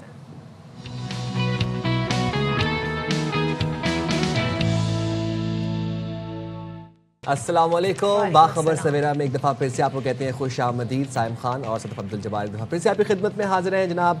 اچھا ملک میں جو اس وقت حالات چل رہے ہیں انفلیشن کی اگر میں بات کروں تو صرف سونا جو ہے نا، جو سلیپ والا سونا ہے صرف وہی فری ہے. جو دوسرا والا سونا ہے، گولڈ والا سونا، وہ تو ہم دیکھ رہے ہیں کہ آئے دن ہزاروں روپے کا اس میں اضافہ ہوتا جا رہا ہے اور وہ پہنچ سے مطلب پرچیزنگ پاور سے تو بہت دور چلا گیا. ایک ایک دن میں 10-10 ہزار کا اضافہ. اب آپ اس میں سے اندازہ لگائیں، یہ ٹرینڈ ہم نے 2025 میں دیکھا تھا مگر ہم سمجھ رہے تھے شاید کہ 2026 میں اس کی پرواز میں تھوڑی سی کمی آئے، لیکن اس کی اڑان اونچی ہوتی جا رہی ہے.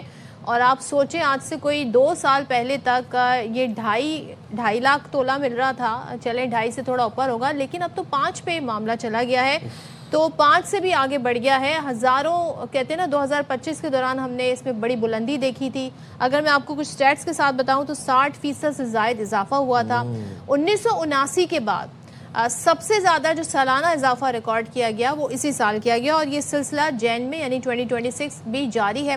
رواں ہفتے کے آغاز میں جو پیر کے روز سونے کی قیمت تھی اس میں فی تولہ 10,900 روپے کا، یعنی تقریباً آپ اسے 1100 کہہ سکتے ہیں کا یہاں پہ صدف ایک وہ لوگ بھی یہاں پر اب منتظر ہیں سونے کے نیچے واپس آنے کے، کہ جو لوگ انویسٹ کرنا چاہتے ہیں سونے کے اندر، خصوصی طور پر گولڈ میں اور سلور میں. اب ان کو بھی سمجھ نہیں آ رہی اس بات کی کہ ابھی خریدیں یا سونا جب تھوڑا سا 10-15 ہزار کم آئے گا تب خریدیں، یا پھر کیا کریں. یہ بڑا سوال ہے. جتنا جمپ آیا نا 25 سے لے کے 26 کے آغاز تک، اس کے بعد تو میرے خیال میں لوگوں انویسٹ ہی شاید کر لیتے تو بہتر ہوتا.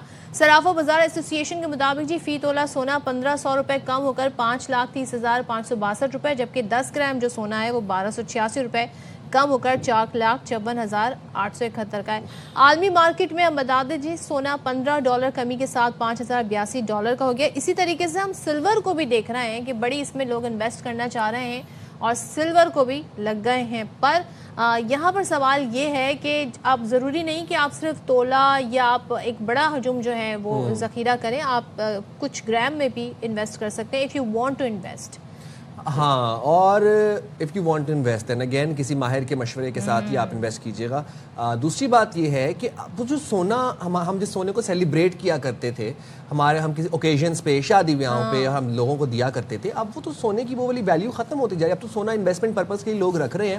مجھے نہیں یاد پڑتا کہ اب میں نے اپنے ارد گرد کہیں پہ دیکھا ہو پچھلے 1-2 سالوں میں کوئی سونا کسی کو گفٹ ہو رہا ہے جناب، کوئی انگوٹھی کسی کو، یا کوئی سیٹ کسی کو گفٹ ہو رہا ہے، کوئی چین کسی کو گفٹ ہو رہی ہے. تو بھائی وہ کوئی کہتے ہیں نا افورڈ جو کر سکتے ہوں گے وہی اب شاید یہ گفٹ وغیرہ کریں گے، ورنہ ہم نے اب شادی بیاہ میں بھی تہوار دیکھا ہے کہ جو جولری کا ایک کانسیپٹ تھا سونا دینے کا لڑکی کو، وہ بھی اب ختم ہوتا جا رہا ہے. اب باقاعدہ آرٹیفیشل جولریز آ گئی ہیں. اچھا وہ بھی بہت مہنگی ہیں، وہ بھی بہت ایکسپینسو ہے، لیکن یہ ہے کہ سونا جو ہے اس کے دام آگے بڑھتے ہی جا رہے ہیں. کہیں پہ کیا اسے بریک لگے گا اور کیوں یہ ہو رہا ہے، یہ ٹرینڈ مستقل کیوں جا رہا ہے اور یہ کس طرف اشارہ کر رہا ہے؟ جب یہ کہا جاتا ہے جو مضبوط اکانومی یا کرنسی کی میں بات کروں، اسپیسیفک ورڈ کرنسی جو ہے، وہاں پہ کچھ گڑبڑ ہونے لگتی ہے تو پھر یہ جو بائنگ ہوتی ہے سونے کی وہ بڑھ جاتی ہے، جو کہ ہم نے دیکھا امریکہ بھی کر رہا ہے، چائنا بھی کر رہا ہے، بڑی تعداد میں ذخیرہ کر رہا ہے.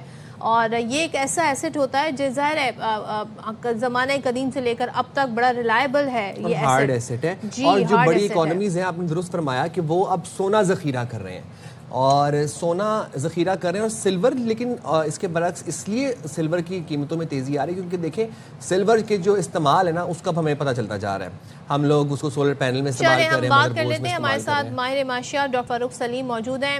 ڈاکٹر فاروق صاحب بہت شکریہ. اور ابھی ہم 2026 میں داخل ہوئے ہیں، آپ سے ظاہر اس سے پہلے بھی اس حوالے سے بات ہوتی رہی ہے. سونے کی جو دام بڑھ رہے ہیں، 10,000 1100 روپے فی تولہ ایک دم سے اضافہ ہونا، اور جب کمی بیشی ہوتی ہے تو وہ کچھ 100 1000 میں چلے میکسیمم ہو جاتی ہوگی.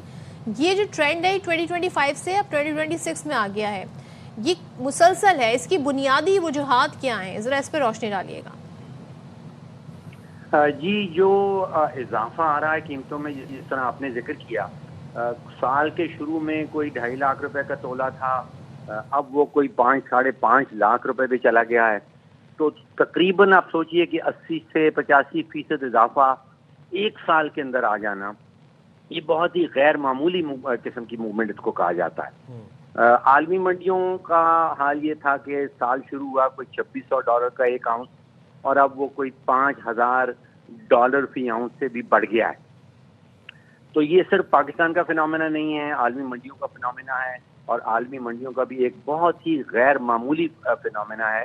ایسا تقریباً 40-50 سالوں میں کہیں ایک دفعہ اس قسم کا جو پرائس ٹرینڈ ہے یا اضافہ ہے قیمتوں میں وہ دیکھا جاتا ہے. ڈاکٹر صاحب، کیا ہم یہ بات کہہ سکتے ہیں کہ اس وقت سونا جو ہے وہ سب سے محفوظ سرمایہ کاری ہے، اور اس کی جو بڑھتی ہوئی قدر ہے، کیا یہ بھی ایک اہم سبب ہے؟ دیکھیے، اس کو ٹیکنیکل زبان میں کیا کہا جاتا ہے، مائیگریشن آف ٹرسٹ، یعنی کہ اعتماد کی منتقلی ہو رہی ہے. پہلے اعتماد تھا US ڈالر کے اندر، دنیا کی باقی کرنسیز کے اندر. جو سرمایہ کار ہیں، جو انویسٹرز ہیں، ان کا اعتماد منتقل ہو رہا ہے، کرنسیز سے اٹھ رہا ہے، US ڈالر سے اٹھ رہا ہے، برٹش پاؤنڈ سے اٹھ رہا ہے، جیپنیز ین سے اٹھ رہا ہے. اب یہ بھی اس میں پاکستانی روپیہ بھی انکلوڈ کر لیجئے.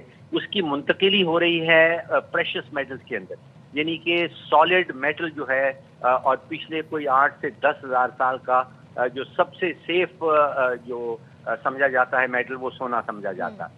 اب ہوتا ایسا ہے کہ جب اعتماد ختم ہوتا ہے کرنسیز کے اوپر سے، اعتماد ختم ہوتا ہے حکومتی پالیسیز کے اوپر سے، تو پھر پیسہ ڈھونڈتا ہے ایک سیفٹی کا راستہ، کہ جو سب سے زیادہ سیف جہاں پہ سرمایہ کار کا پیسہ رہے گا.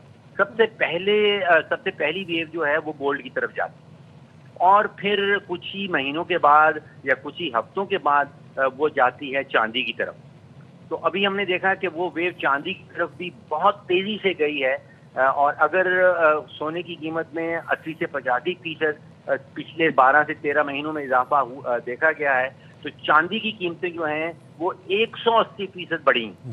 چاندی کی مارکیٹ بیکاز چھوٹی ہے، اور پہلی ویو کے بعد پھر وہ دوسری ویو جاتی ہے چاندی کی طرف، پھر تیسری ویو جاتی ہے پلیٹینم کی طرف، اور پھر اس کے بعد سرمایہ جو ہے وہ ڈھونڈنے لگتا ہے کمرشل کموڈٹی، پھر وہ یورینیم کی طرف چلی جاتی ہے، پھر وہ کاپر کی طرف چلی جاتی ہے.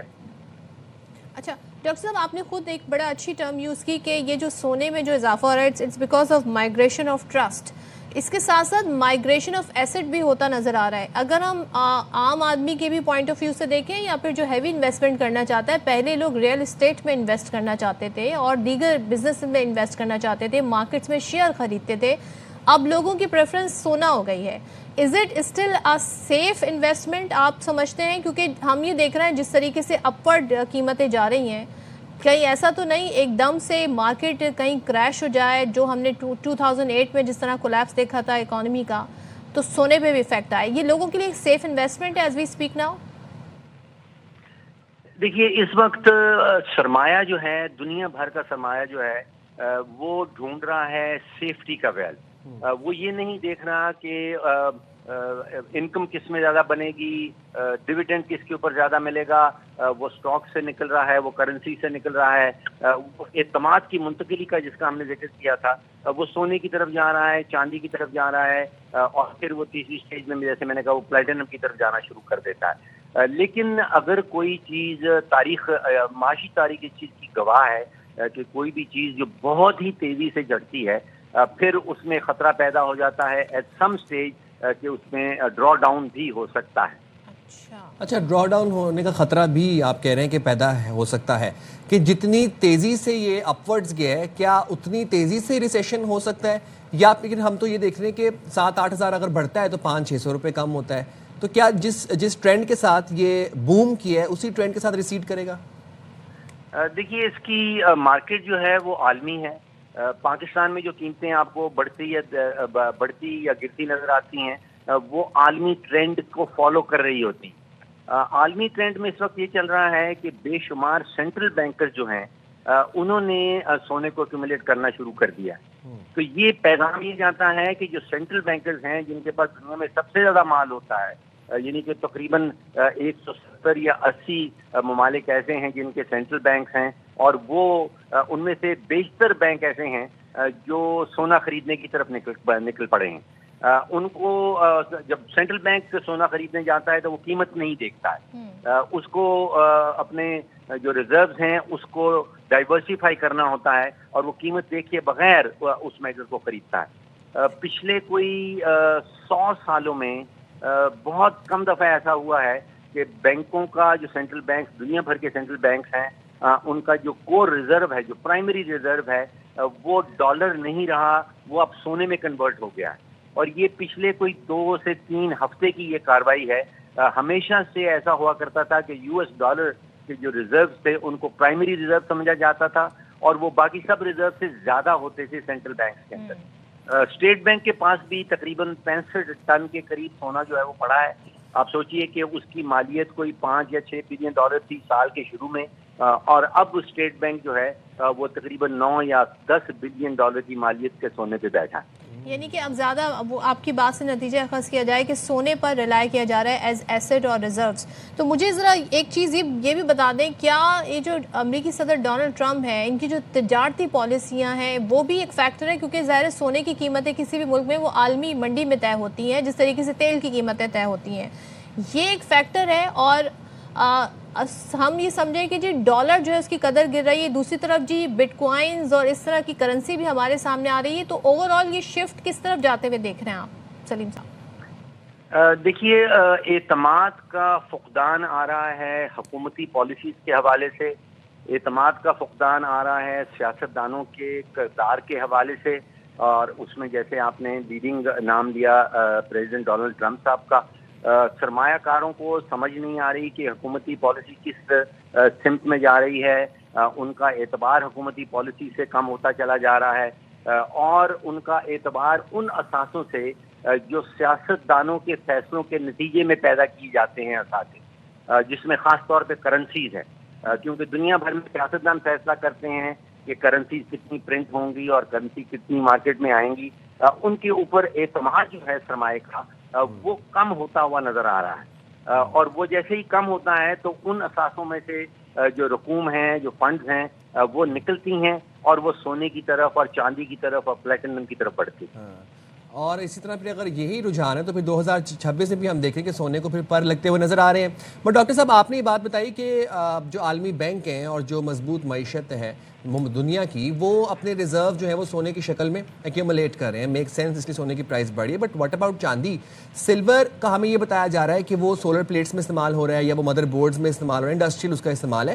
بٹ سولر پلیٹس کوئی نئی ایجاد نہیں ہے، وہ تو کافی عرصے سے مارکیٹ میں ایگزسٹ کر رہے ہیں. Same goes for mother boards. Silver میں ایک دم سے تیزی کیوں آئی ہے؟ دیکھیے، ایک تو سلور کی جو مارکیٹ ہے وہ سونے کی مارکیٹ کے مقابلے میں بہت ہی چھوٹی مارکیٹ ہے.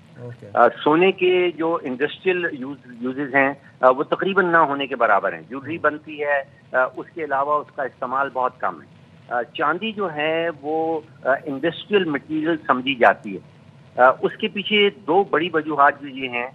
ایک تو نومبر کے مہینے میں امریکہ نے چاندی کو کرٹیکل منرلز لسٹ میں ڈال دیا، یعنی کہ وہ کہہ رہے ہیں کہ چاندی جو ہے وہ ایک اسٹریٹجک منرل بن گیا ہے اور کسی بھی قیمت میں اس کا سٹاک جو ہے اس کو اکٹھا کرنا ہے. پھر 1 جنوری سن 2026 میں اسی سال کے شروع میں چین نے اعلان کر دیا کہ اس کی کوئی بھی کمپنی جو ہے وہ چاندی ایکسپورٹ نہیں کر سکتی حکومتی اجازت کے بغیر. اس وقت کوئی تقریباً 60 سے 65% جو ریفائنڈ چاندی ہے اس کو چین کنٹرول کرتا ہے. تو یہ دو بہت بڑے ایفیکٹس آئے ہیں. ایک تو اس کی مارکیٹ چھوٹی ہے اور پھر چین کا یہ اعلان کرنا کہ کوئی بھی چائنیز کمپنی جو ہے وہ چاندی ایکسپورٹ نہیں کر سکے گی یا حکومتی اجازت کے بغیر. ٹھیک ہے, بہت شکریہ. ڈاکٹر فاروق سلیم ہمارے ساتھ تھے اور روشنی ڈال رہے تھے جی کس طریقے سے سونے کی قیمتوں کو پڑ لگے, اور ظاہر ہے اس میں بہت سارے فیکٹرز انوالو ہیں جس کا انہوں نے احاطہ بھی کیا. اب دیکھتے ہیں جی, پالیسیاں بھی ڈونلڈ ٹرمپ کی جاری ہیں, پھر چین اور امریکہ جو ہے وہ جمع بھی کر رہے ہیں سونا, تو یہ کہاں پر جا کے سونے کی قیمت کہیں تو اسٹیبل تو ہے. لیکن اگر آپ نے انویسٹ کرنا ہے سونا یا چاندی میں تو آپ نے کسی ماہر کے مشورے سے کرنا ہے.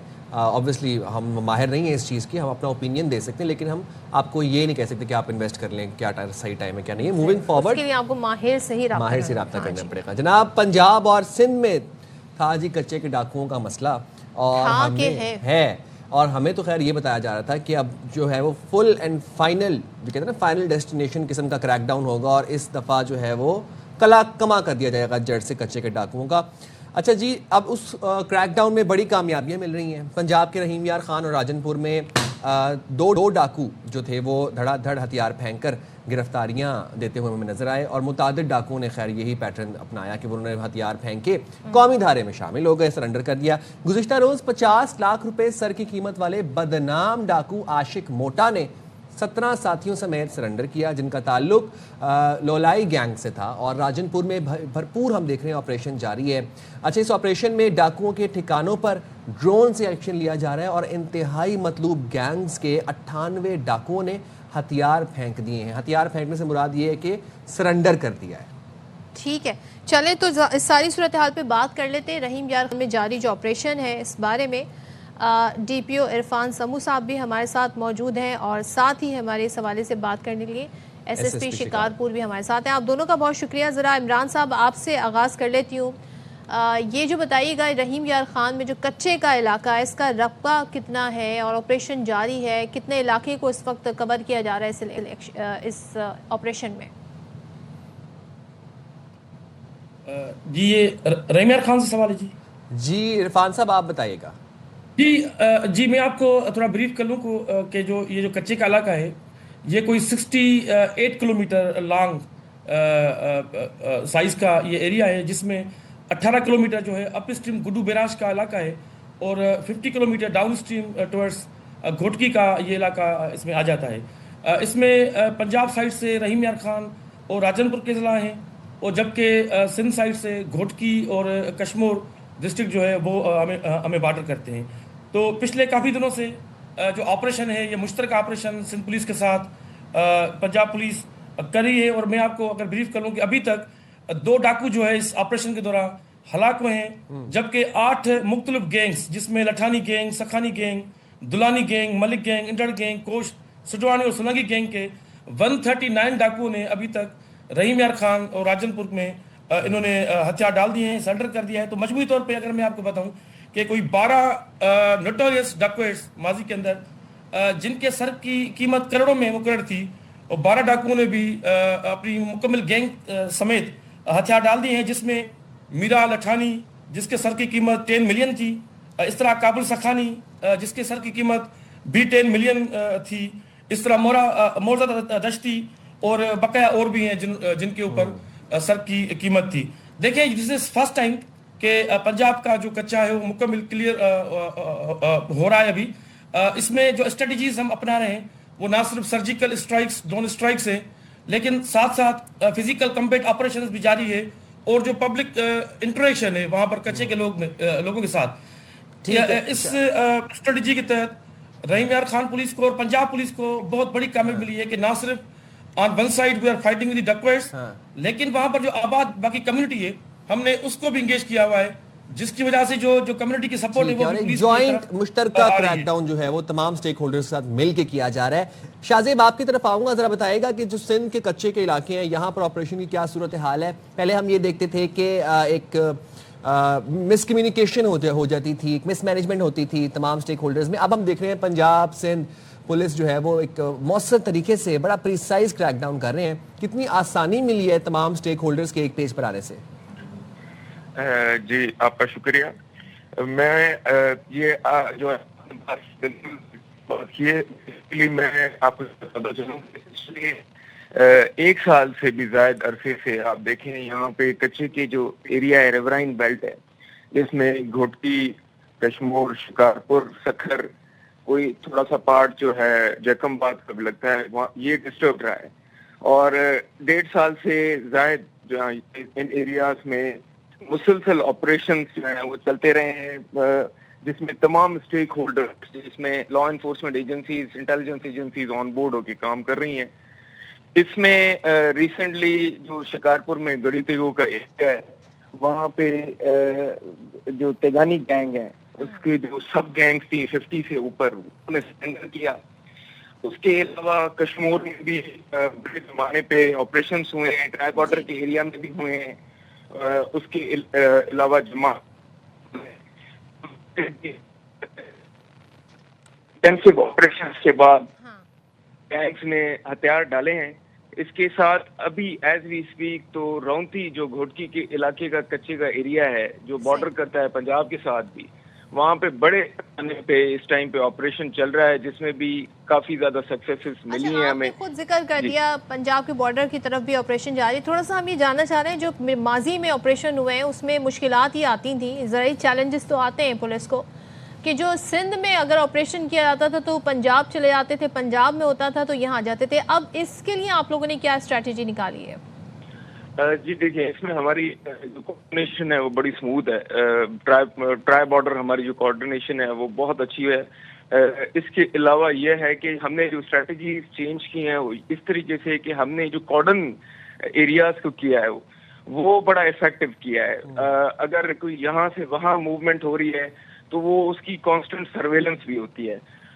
کوئی اس سائڈ جاتا ہے تو ہم انفارمیشن ایک دوسرے کے ساتھ شیئر کرتے ہیں اور رستے میں کوشش کرتے ہیں کہ ان کو ہم انٹرسیپٹ کریں, جس کا ہمیں بڑا فائدہ ملا ہے. کافی نمبرز جو کرمنلز کے ہیں وہ ایلیمنیٹ ہوئے ہیں اور ایک اسٹیٹ کی جو ریٹ ہے وہ الحمدللہ اتنی اسٹیبلش ہوئی ہے کہ اس ٹائم کچے کے علاقے میں کوئی ایسا ایریا نہیں ہے جہاں پہ پولیس, رینجرز یا دوسری لا انفورسمنٹ انہوں نے آپریٹ نہیں کیا ہے, جس کے نتیجے میں آپ دیکھیں کہ یہ سرنڈر کا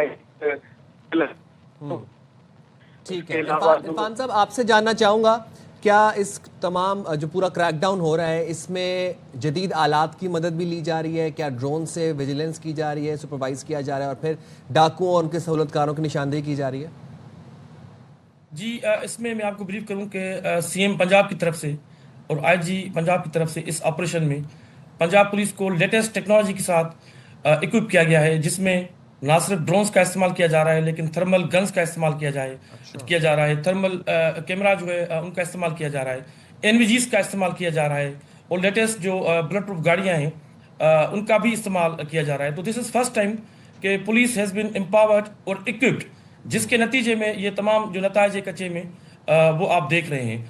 جس طرح بھی شاہزیب نے بھی آپ کو بات بتائی کہ یہ فرسٹ ٹائم یہ ہسٹری میں ہو رہا ہے کہ سندھ پولیس اور Punjab police along with other agencies ایک کوآرڈینیٹڈ ایفرٹ یہ کر رہے ہیں, جس میں ڈاکو جو جہاں پر بھی ہے وہ سندھ کی ایریا میں ہے یا وہ پنجاب کے ایریا میں ہے وہ وہاں پر انگیج پولیس نے کیا ہوا ہے, جس کی وجہ سے ان کی جو کراس بارڈر موومنٹ جو ماضی میں ہوا کرتی تھی یا ایکسچینج آف ویپن ہوا کرتا تھا, ایکسچینج آف مین پاور ہوا کرتا تھا, اس کو بالکل ہارٹ لگ گیا ہے. تو ڈاکوؤں کی کسی بھی قسم کی کوئی موومنٹ جو ہے اکراس دی بارڈر وہ فورسز نہیں کرنے دے رہے. میں اگر آپ کو بتاؤں کہ پنجاب میں کوئی 11 آئیلینڈز تھے جس میں یہ بیسیکلی ان کے اسٹرانگ ہولڈز تھے جہاں پر یہ ڈاکو بیٹھے تھے, اس میں آلموسٹ جو ہے تمام کے تمام آئیلینڈز وہ کلیئر ہو چکے ہیں. وہاں پر پولیس کی جو پریزنس ہے وہ انشور کی ہوئی ہے اور ان علاقوں کی ابھی ڈرون سرویلنس جو ہے ایئر سرویلنس وہ کی جا رہی ہے. چند ایک علاقے ابھی بھی ہیں جس طرح رونتی والی سائڈ ہے جہاں پر سندھ پولیس کے ساتھ مشترکہ آپریشن بھی جاری ہے, ان علاقوں میں ابھی جو آپریشن ہے وہ تیزی سے جاری ہے.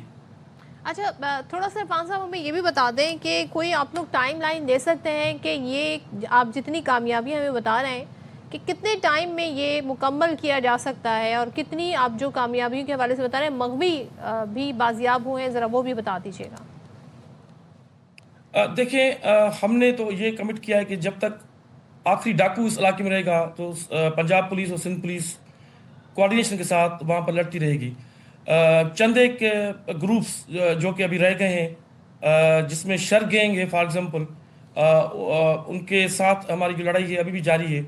और इंडर्ड गैंग के ऑलमोस्ट हमारे तरफ कोई 26 जो डाकू हैं वो सरेंडर हो चुके हैं। अभी इनके कोई 10 मजीद जो डाकू जो इनसाइड स्कैटर्ड हैं वहाँ पर बच गए हैं, जिनके खिलाफ हमारा ऑपरेशन जारी है। तो इसमें कोई टाइम फ्रेम तो हम नहीं दे सकते, लेकिन इंशाल्लाह बहुत जल्दी इस ऑपरेशन को हम सक्सेसफुली वाइंड अप करेंगे। ठीक है शाहजेब, आपसे भी लास्टली कुछ रिजल्ट्स जानना चाहूँगा। जब आपने क्रैकडाउन किया तो कितने डाकुओं के कितने जराइम में वो मुलव्वस निकले, कितनों ने हथियार डाले, कितने अड्डे थे जो तबाह किए गए? जी, शिकारपुर के हवाले से मैं आपको ये बताऊंगा कि जब यहाँ पे गड़ी तेगो एक बड़ा नोटोरियस इलाका जो टफ नेट था, उस पे जब हमने सक्सेसफुली इसको कंक्लूड किया तो 270 के करीब क्रिमिनल्स जो हैं उन्होंने सरेंडर किया, जिसमें बड़ी तादाद में जिनका जो बड़ा मिलिट्री ग्रेड वेपन और स्मॉल आर्म्स से उन्होंने वो सरेंडर किए। इसमें 90 प्लस मगवी जो हैं वो आइलैंड से हमने रिकवर किए थे।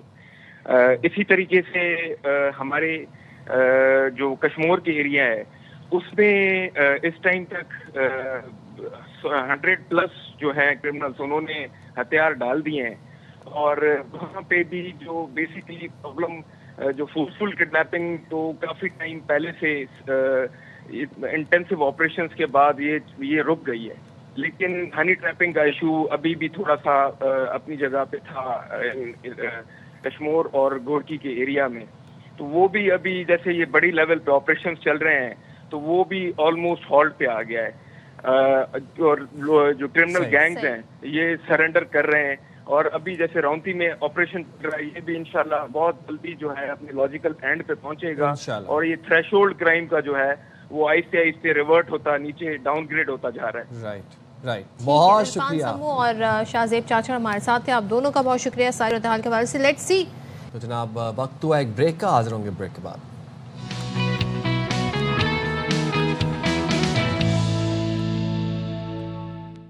वेलकम बैक जनाब। और जैसे कि आपको पता है पंजाब में 25 साल बाद बसंत को मनाने की मंजूरी दे दी गई। 6, 7 और 8 फरवरी को बसंत मनाई जाएगी पंजाब भर में। और जनाब पतंगबाज सजना जो हैं वो तैयार हैं, मच्छर, शुरला, कुप, डेढ़ तावा सारी प्रेपरेशंस कर ली हैं। और जनाब बात ये है कि लेकिन इस तमाम तरह सिचुएशन के अंदर हमने देखा कि सोशल मीडिया पर कल सदफ प्रॉब्ली एक फहरिस्त सामने आई। हाँ। अच्छा, वो 132 गानों की फहरिस्त थी। अच्छा, गानों की बात करें, गाने तो भाई बसंत में तो बड़े मशहूर गाने चलाए जाते हैं और बड़ी फेस्टिविटी का समा होता है। तो आप गानों से मुताल्लिक क्या भाई वो 132 गानों की एक फहरिस्त आई सोशल मीडिया के ऊपर, लोगों ने तो मचा दिया वावेला, लोगों ने बहुत शोर मचा दिया, को नोटिफिकेशंस आया। अब लोगों ने यही था, अब लोगों ने से बहस शुरू कर दी कि जनाब ये तो गाने मतलब ये कैसे मुमकिन है कि गाने पंजाब में ना चलेंगे गाने। और मैं इस चीज़ में ये क्यूरियस था कि ये लिस्ट बनाई किसने थी, ये 132 गाने सिलेक्ट किसने किए थे कि जिनको पता था। अच्छा खैर ये गाने जो थे वो ज़ूमानी गाने थे, बसंत पे ही गाने नहीं चलेंगे, नहीं चलेंगे। खैर वैसे ये बात की बाद में फिर उसके बाद तस्दीक भी हो गई कि ये लिस्ट जो थी वो बसंत के लिए स्पेसिफिकली नहीं निकाली गई थी, ओवरऑल लिस्ट, क्योंकि गाने इत्तेफाक है कि ऐसे टाइम पे लिस्ट आई, ऐसे टाइम पे शायद आ गई है, इस टाइम पे निकाली गई है, वो वायरल हो गई सोशल मीडिया पे। एक्चुअली गाने जो थे ना सदफ सिर्फ वो पंजाबी गाने थे और वो ज़ूमानी गाने थे और उनमें कुछ ऐसे अल्फाज, कुछ ऐसे लिरिक्स थे कि जो कि नई फैमिली माहौल को सपोर्ट करते। तो इस वजह से वो 132 गानों की लिस्ट जो थी वो बैन हुई थी। लेकिन सोशल मीडिया पर बहुत वावेला मचा। सारे ऐसे ही गाने थे, मैंने वो लिस्ट पढ़ी है, वो सारे ऐसे गाने हैं। मैं वो अब बोल नहीं सकता गाने, लेकिन वो गाने सारे वैसे वाले ही हैं। लेकिन ये है कि जी अब पंजाब में जो तैयारी हो रही है बसंत की बड़े ज़ोरों शोर से जारी है, मगर हुकूमत जो है वो बहुत ज़्यादा इस वक्त कहते हैं ना चीज़ों को ऑब्जर्व भी कर रही है, मॉनिटर भी कर रही है और नई पाबंदियाँ भी अब सामने आ गई। यानी कि अब जो पतंग होगी, एक तो पतंग पे पहले इस हवाले से बहुत बहस हो गई कि कौन सी डोर इस्तेमाल होगी, क्या होगी, ये सारी पाबंदियाँ हैं। अब नई पाबंदियाँ ये हैं कि किसी भी सियासी शख्सियत की तस्वीर जो है इस पर जो है नहीं होगी पतंग पे, किसी भी पतंग पर। और मुख्तलिफ रंगों की जब हम बात करते हैं तो देखिए ये तो है ही कलरफुल फेस्टिवल ना, लेकिन ये भी एक आ गया है कि 2 रंग नहीं होंगे, यानी 2 रंग नहीं होंगे तो 2 से ज्यादा रंग भी नहीं हो सकते। मेरी बात सुने, सॉलिड कलर होगा, 1 रंग होगा। मुझे लगता है कि इस नोटिफिकेशन का, इस एसओपी का मकसद ये कि देखिए अब अगर 2 रंग आ गए اور وہ کسی سیاسی پارٹی کا وہ کوئی بن گیا جھنڈا تو پھر تو 3 رنگ آ گئے تو پھر بھی بن جاتا ہے لیکن ایک سیاسی بات پارٹی کا. بتائیں، کیا کسی پارٹی کا ایک رنگ نہیں ہے نا ایک پارٹی کا. وہ کون سی وہ پارٹی ہے؟ اگر گرین ہو گیا تو وہ بھی پھر کام خراب ہو جائے گا میرے خیال سے. اس لیے بس سفید ہی کر دیں، سفید جھنڈے اڑائیں، سفید پتنگیں اڑائیں. بٹ بسنت کا مقصد یہ ہوتا ہے کہ کلرفل ایک فیسٹیوٹی ہوتی ہے، سیلیبریشنز ہوتی ہیں، تو یہ ذرا کلر والی معاملے پہ تھوڑا سا ذرا میں دل تھوڑا پریشان ہے. اس میں بڑے بڑے ملے جلے جو ہے نا سوشل میڈیا پر تبصرے آ رہے ہیں. لوگوں کو تو میمز کا موقع چاہیے ہوتا ہے، انہوں نے اپنے تاثرات کا اظہار کرنا شروع کر دیا. چلیں جی، بابر ہمارے ساتھ موجود ہیں لاہور سے. بابر ذرا بتائیے گا، یہ جو نئی پابندیاں آ رہی ہیں تو اب ویسے پبلک کے کیا خیالات ہیں کہ اتنے کلر استعمال، صرف ایک کلر استعمال کرنا ہے، 2 رنگ استعمال نہیں کرنے، یہ گانا. اچھا، گانوں سے متعلق یہ ہے کہ یہ پابندی بسنت کے لیے نہیں ہے، اوور آل ہے. دیکھیں جی، بسنت کا تہوار جو ہے وہ ہوتا ہی کلرفل ہے، اور گانے بالکل زومانی گانے نہیں ہونے چاہیے. لیکن یہ ہے کہ یہ گانا جو یہ والا اس پر پابندی نہیں لگائی گئی کہ جو دل ہوا بو کاٹا جو گانا چلتا ہے اس پہ وہ تو گانا چلے گا. تیاریوں کے حوالے سے یہ ہے کہ جہاں لاہوریے 25 سال بعد بسنت کی تیاریوں میں مصروف ہیں، وہیں پر گورنمنٹ بھی انہوں نے بھی اپنی تیاریاں مکمل کی ہیں. ابھی لاہور میں یہ سلسلہ ہے کہ جہاں بھی کوئی پتنگ باز یا جو پتنگیں جس کی ترسیل ہوتی ہے، پولیس بڑی تعداد میں ان کو گرفتار کر رہی ہے اور پتنگیں پکڑ رہی ہے.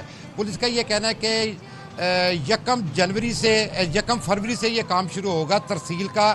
اگر اس سے پہلے کوئی پتنگیں فروخت کرے گا تو اس کو 50 لاکھ روپے جرمانہ اور اس کے علاوہ 7 سال قید ہوگی. اور روزانہ کی بنیاد پر یہ گرفتاریاں اور عمل میں آ رہی ہیں، پتنگیں پکڑی جا رہی ہیں. اب پتنگیں جو ہیں وہ ان کے اپنے جو گورنمنٹ کی طرف سے بنائے گئے ہیں جو ادارے، وہ پتنگیں تیار کر رہے ہیں. عام لوگ اس میں کم ہی شرکت کر رہے ہیں. اب رنگ کی بات آتی ہے، جو نوٹیفکیشن جاری کیا گیا ہے، یک رنگی ہے نا وہ پتنگ اڑائی جائے گی. دیکھیں 2 کلر تو پاکستان کے جھنڈے میں بھی ہے، اور سفید اور سبز.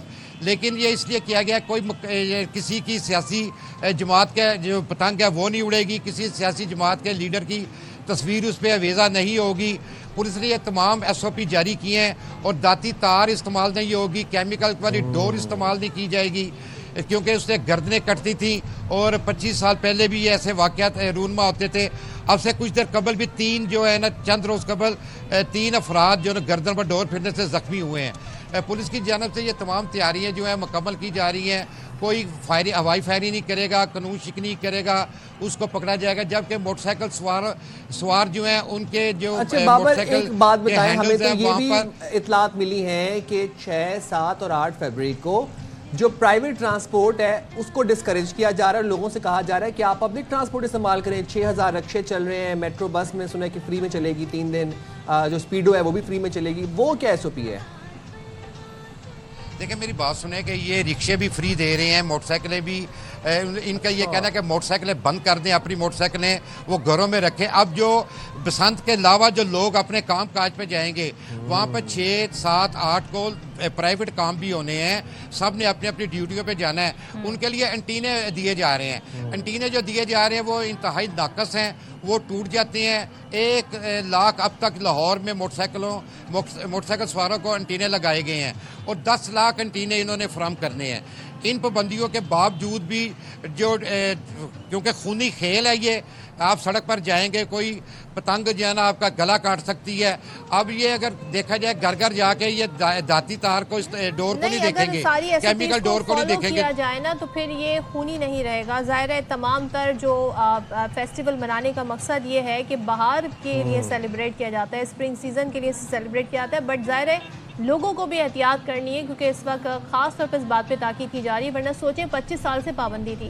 بابر تھوڑا سا ہمیں بتائیں کہ لوگ جو ہیں 25 سال بعد اب لاہور میں منائی جائے گی بسنت، کتنے ایکسائٹڈ ہیں، کیا پلانز ہیں، کیا کیا تیاریاں کی ہوئی ہیں؟ چھتیں بک ہو رہی ہیں؟ جی بالکل. دیکھیں میں خود جو ہے نا اندرون شہر کا ہوں. میں بسنت ساری زندگی ہم نے بھی نا منائی ہے. وہاں پر فیسٹیول ایک ہوتا تھا. اب اس وقت چھتیں جو ہیں جو وہ بک کی گئی ہیں، اور کافی مہنگی چھتیں بک کی گئی ہیں. ایک چھت جو ہے جی ایک یوسف صلاح الدین نا انہوں نے بک کروائی ہے، پانی والا تالاب میں کافی بڑی چھت ہے، اور وہ چھت جو ہے 50 लाख रुपए में बुक हुई है। इसके अलावा क्योंकि ये तमाम बसंत जो है ये अंदरून शहर में ही मनाई जाती है, लोहारी, बाटी गेट, मोची गेट, ग्वाल मंडी और दीगर इलाके जो हैं यहीं पर ही है ना ज़्यादातर ये बसंत होती है और वहाँ पर तैयारियाँ की जा रही हैं। लोग अंदरून खाना इसकी तैयारी भी कर रहे हैं। लोगों का ये शिकायत है कि 6 तारीख को अगर बसंत होगी वो कहाँ से ख़रीदेंगे, अभी बताया नहीं गया कि कहाँ से इसकी खरीदो फरोख्त होगी। लेकिन जो लोगों के पास पहले की पतंगे हैं जो ऑनलाइन भी मंगवा रहे हैं वो तैयारियाँ मुकम्मल की जा रही हैं और यक रंगी जो इन्होंने गुड्डे या पतंग का है उसका उड़ाना मुश्किल है क्योंकि लोगों ने रंग बिरंगी पतंगें उड़ाई है। हम जानना चाह रहे हैं कि किस हद तक क्रेज नजर आ रहा है आपको अवाम के अंदर, क्योंकि हमने तो अपने बड़ों से यही सुना हुआ है कि बसंत आने से महीना पहले होटल्स की बुकिंग्स फुल हो जाती थी, छतें बुक हो जाती थी, तिल धरने को जगह नहीं मिलती थी। अभी भी ऐसा ही माहौल है? जी बिल्कुल, अभी भी ऐसा ही माहौल है। छतें बुक हो गई हैं, होटल भी बुक हो रहे हैं। लोग दूसरे शहरों से यहाँ बसंत मनाने के लिए लाहौर में आ रहे हैं और आएंगे क्योंकि जो लाहौर की बसंत है वो मिसाली होती है। ये जितने भी इलाके हैं कसूर, उकाड़ा जो नज़दीकी इलाके हैं, इसके अलावा इस्लामाबाद से, रावलपिंडी से लोग आएंगे। पतंग के अलावा खाने खाए जाएंगे, खाबे खाए जाएंगे, पार्टियाँ की जाएंगी और ये तमाम जो है 3 दिन के लिए आगे होती थी कि बसंत की नाइट मनाई जाती थी, उसके बाद अगले दिन बसंत होती थी। लेकिन गवर्नमेंट ने ये 3 दिन दिए हैं, 6, 7 और 8। अब 3 दिन हल्ला गुल्ला करेंगे लाहौरिये, यहाँ पर बसंत भी मनाएंगे और खाने भी खाएंगे और पार्टियाँ भी मनाएंगे। चलिए जी, thank you so much. Babar Khan हमारे साथ थे, अब बता रहे थे जी बसंत की तैयारियां कैसे जारी हैं। साथ साथ गवर्नमेंट जो है उसने काफ़ी पाबंदियां लगा दी हैं, नई SOPs आ रही हैं। तो अगर तो लोगों ने इसकी खिलाफ वर्जी की तो 50 लाख जुर्माना और 7 साल कैद भी। देखिए, ये बसंत में जितनी भी SOPs बनाई गई है ना, इसका मकसद ये है कि आप अच्छे से एक फैमिली इन्वायरमेंट के अंदर, सेफ एंड सिक्योर माहौल के अंदर आप लोग 3 दिन एक फेस्टिवल एंजॉय कर सकें। आपने एहतियात बरतनी है। जो गानों की पाबंदी वाली बात है वो कांटे तक ठीक है, पतंगबाज सजना तक ठीक है, लेकिन ये बिजली, कुंडी, कोके वाले गाने, जूम आनी गाने नहीं चलने चाहिए। चलें जी, वक्त आ गया है एक ब्रेक का। हाजिर होंगे ब्रेक के बाद। Stay there with us.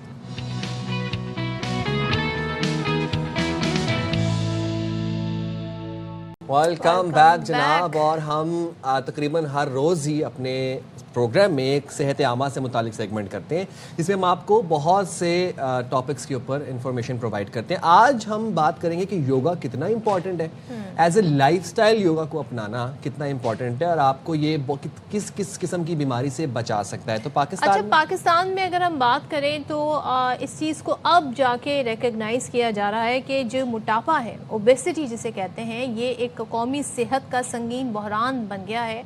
और कुछ हमारे सामने ज़ाहिर नंबर आए हैं, वो स्टैट्स आए। 81% ख़वातीन, 74% पाकिस्तानी मर्द जो हैं मोटापे की हद यानी ओबेसिटी की जो हद होती है वो अबूर कर चुके हैं। और हमारे यहाँ एक बड़ी गलत फहमी जी ये है कि मोटापे को बीमारी के बजाय तंदुरुस्ती की अलामत समझा जाता है कि ये एक थोड़ा सा फैक्टर है। और तिब्बी माहिरीन इस हवाले से हमें बहुत सी तजवीज़ भी देते नज़र आते हैं, लेकिन थोड़ा सा हमें माशरती तौर पे इसका इदराक करना ज़रूरी है। और एक और भी थोड़ा सा आजकल एक रुझान है कि अगर आप किसी को मेडिकली भी ओबेसिटी को कंट्रोल करने के हवाले से या कुछ इस तरह की उसको फ़ायदे की बात बताएं तो वो फिर उसको बॉडी शेमिंग की तरफ बात को ले जाया जाता है। ये चीज़ भी थोड़ी ज़रा इसके ऊपर भी बात होनी चाहिए मेरे ख्याल से। तो हमारे साथ मौजूद है बात करने के लिए योगा थेरेपिस्ट आयशा खान साहिबा। बहुत शुक्रिया आयशा साहिबा, आपने बाखबर सवेरा के लिए वक्त निकाला। योगा कितना इम्पॉर्टेंट है ना सिर्फ मोटापे को दूर करने के लिए बल्कि बाकी जो आपकी नॉर्मल लाइफ की जो बीमारियां हैं उनसे बचने के लिए? देखिए, बेसिकली जैसे अभी हमारी एंकर ने कहा कि पहले लोगों में इतनी ज़्यादा अवेयरनेस नहीं थी, अब योगा के हवाले से अवेयरनेस बहुत ज़्यादा लोगों में आ गई है। वरना पहले ये सोचा जाता था सिर्फ योगा जो है वो वेट लॉस या वेट गेन के लिए, बट योगा बेसिकली अब एक थेरेपी की तरह इंट्रोड्यूस हुआ है और इसमें तमाम डिजीज़ की थेरेपी है। प्लस में ये होता है कि जिस तरह हम कोई होम्योपैथिक मेडिसिन यूज़ करते हैं तो थोड़ा सा टाइम लगता है उसका असर आने में, तो योगा भी बिल्कुल इसी तरह वेट लॉस में है कि आप इसको स्लो स्टार्ट करें और with in a month 1.5 month इसके जो इफ़ेक्ट्स हैं वो आपकी बॉडी पे आना शुरू हो जाते हैं। और ज़रूरी नहीं है कि ओबेसिटी पे ही आप योगा स्टार्ट करें, आपको लाइफ स्टाइल के अच्छा करने के लिए योगा को रखना चाहिए। अच्छा आयशा, थोड़ा सा मैं यही जानना चाहूँगी क्योंकि योगा के लिए हमेशा से तासुर ये है कि मेडिटेशन के लिए, अपने आप को काम कंपोज करने के लिए, अपनी مینٹل ہیلتھ کو اچھا کرنے کے لیے یوگا کیا جاتا ہے. لیکن ظاہر ہے جب بات اوبیسٹی کی آتی ہے, جب موٹاپے کی آتی ہے, تو اس کے لیے جب تک آپ کیلوریز برن نہیں کریں گے بالکل تب تک آپ کیسے جو ہے اپنی باڈی کو شیپ میں لا سکتے ہیں؟ دیکھیں اس میں ہوتا یہ کہ صدف جب ہم کیلوریز برن یا اوبیسٹی کا کسی کو بہت زیادہ ایشو ہے تو ہوتا یہ کہ جو نارملی ورک آؤٹس ہم کر رہے ہوتے ہیں ایکسرسائز کے ساتھ پھر ہم یوگا کو انکلوڈ کرتے ہیں کہ ان کی کیلوریز بھی فاسٹلی برن ہو جائیں اور پھر یوگا جو ہے وہ آپ کی باڈی کو کام کرے. سیکنڈلی ہوتا یہ ہے کہ ہماری باڈی میں 2 ٹائپس ہوتی ہیں, ایک ہم کرتے ہیں فیٹ لاس, ایک ہم کرتے ہیں مسل لاس. مسلز ہمیں لاس نہیں کرنا ہوتا, اس چیز کی بھی لوگوں میں اویئرنیس ہونی چاہیے. ہمیں ہمیشہ فیٹ لاس کے لیے ورک آؤٹ کرنا ہے. فیٹ لاس کے ساتھ آپ جب یوگا کرتے ہیں تو پھر اس کا ایفیکٹ آپ کی باڈی پہ بہت اچھا آتا ہے. اچھا عائشہ, تو کچھ آپ ایسی ہمیں کچھ ایکسرسائز بتا سکتی ہیں جو ہم روزمرہ کی اپنی زندگی میں شامل کر لیں, وہ ہمارے لیے ہیلپ فل ہو؟ بالکل. ایک تو سمپل ایکسرسائز یہ ہے کہ وہ کہیں بھی بیٹھ کے ہم کر سکتے ہیں, اس کے بعد پھر ہم جو ہے وہ میٹ ایکسرسائز پہ آ جائیں گے. آپ ٹی وی دیکھ رہے ہیں یا آپ گھر میں کبھی بھی فری ہیں, آپ نے رنگ فنگر کے سیکنڈ باکس کو, ایک تو رنگ فنگر کی ٹپ ہے, ٹپ جو ہوتی ہے وہ ویٹ گین کرنے کے لیے, سو آپ نے ویٹ لاس کرنا ہے تو جو رنگ فنگر کا سیکنڈ باکس ہے اس کو جیسا آپ نے سمپلی اوپر سے پریس کر کے رکھنا ہے. بیسیکلی ہماری باڈی کا فیٹ برننگ کے جو پریشر پوائنٹس ہیں وہ یہاں پر موجود ہیں. فیٹ برننگ پریشر پوائنٹ بھی ہوتے ہیں؟ بالکل ہوتے ہیں, ہماری باڈی میں تمام پریشر پوائنٹس موجود ہیں. تو یہ آپ نے 5 منٹس کر کے دن میں 3 ٹائمز. ایسے بیٹھنا ہے, آپ سمپل ایسے بیٹھ جائیں, لیٹ جائیں, ایون کے جیسے بھی آپ کے لیے ایزی ہے. لیٹ کے ویٹ کم ہو سکتا ہے؟ بالکل ہو سکتا ہے. بیسکلی پریشر پوائنٹس ہے نا, اس سے ہمیں فیٹ برن کرنا ہے. تو آپ لیٹ کے بھی کر سکتے ہیں, بیٹھ کے بھی اور کھڑے ہو کے بھی, کسی بھی اینگل سے آپ اس کو کر سکتے ہیں. پورے دن میں 3 دفعہ 5 منٹس آپ نے ریپیٹ کرنا ہے. 15 منٹس پورے دن میں آپ نے. میں ایسے بیٹھ کے شو کر سکتی ہوں؟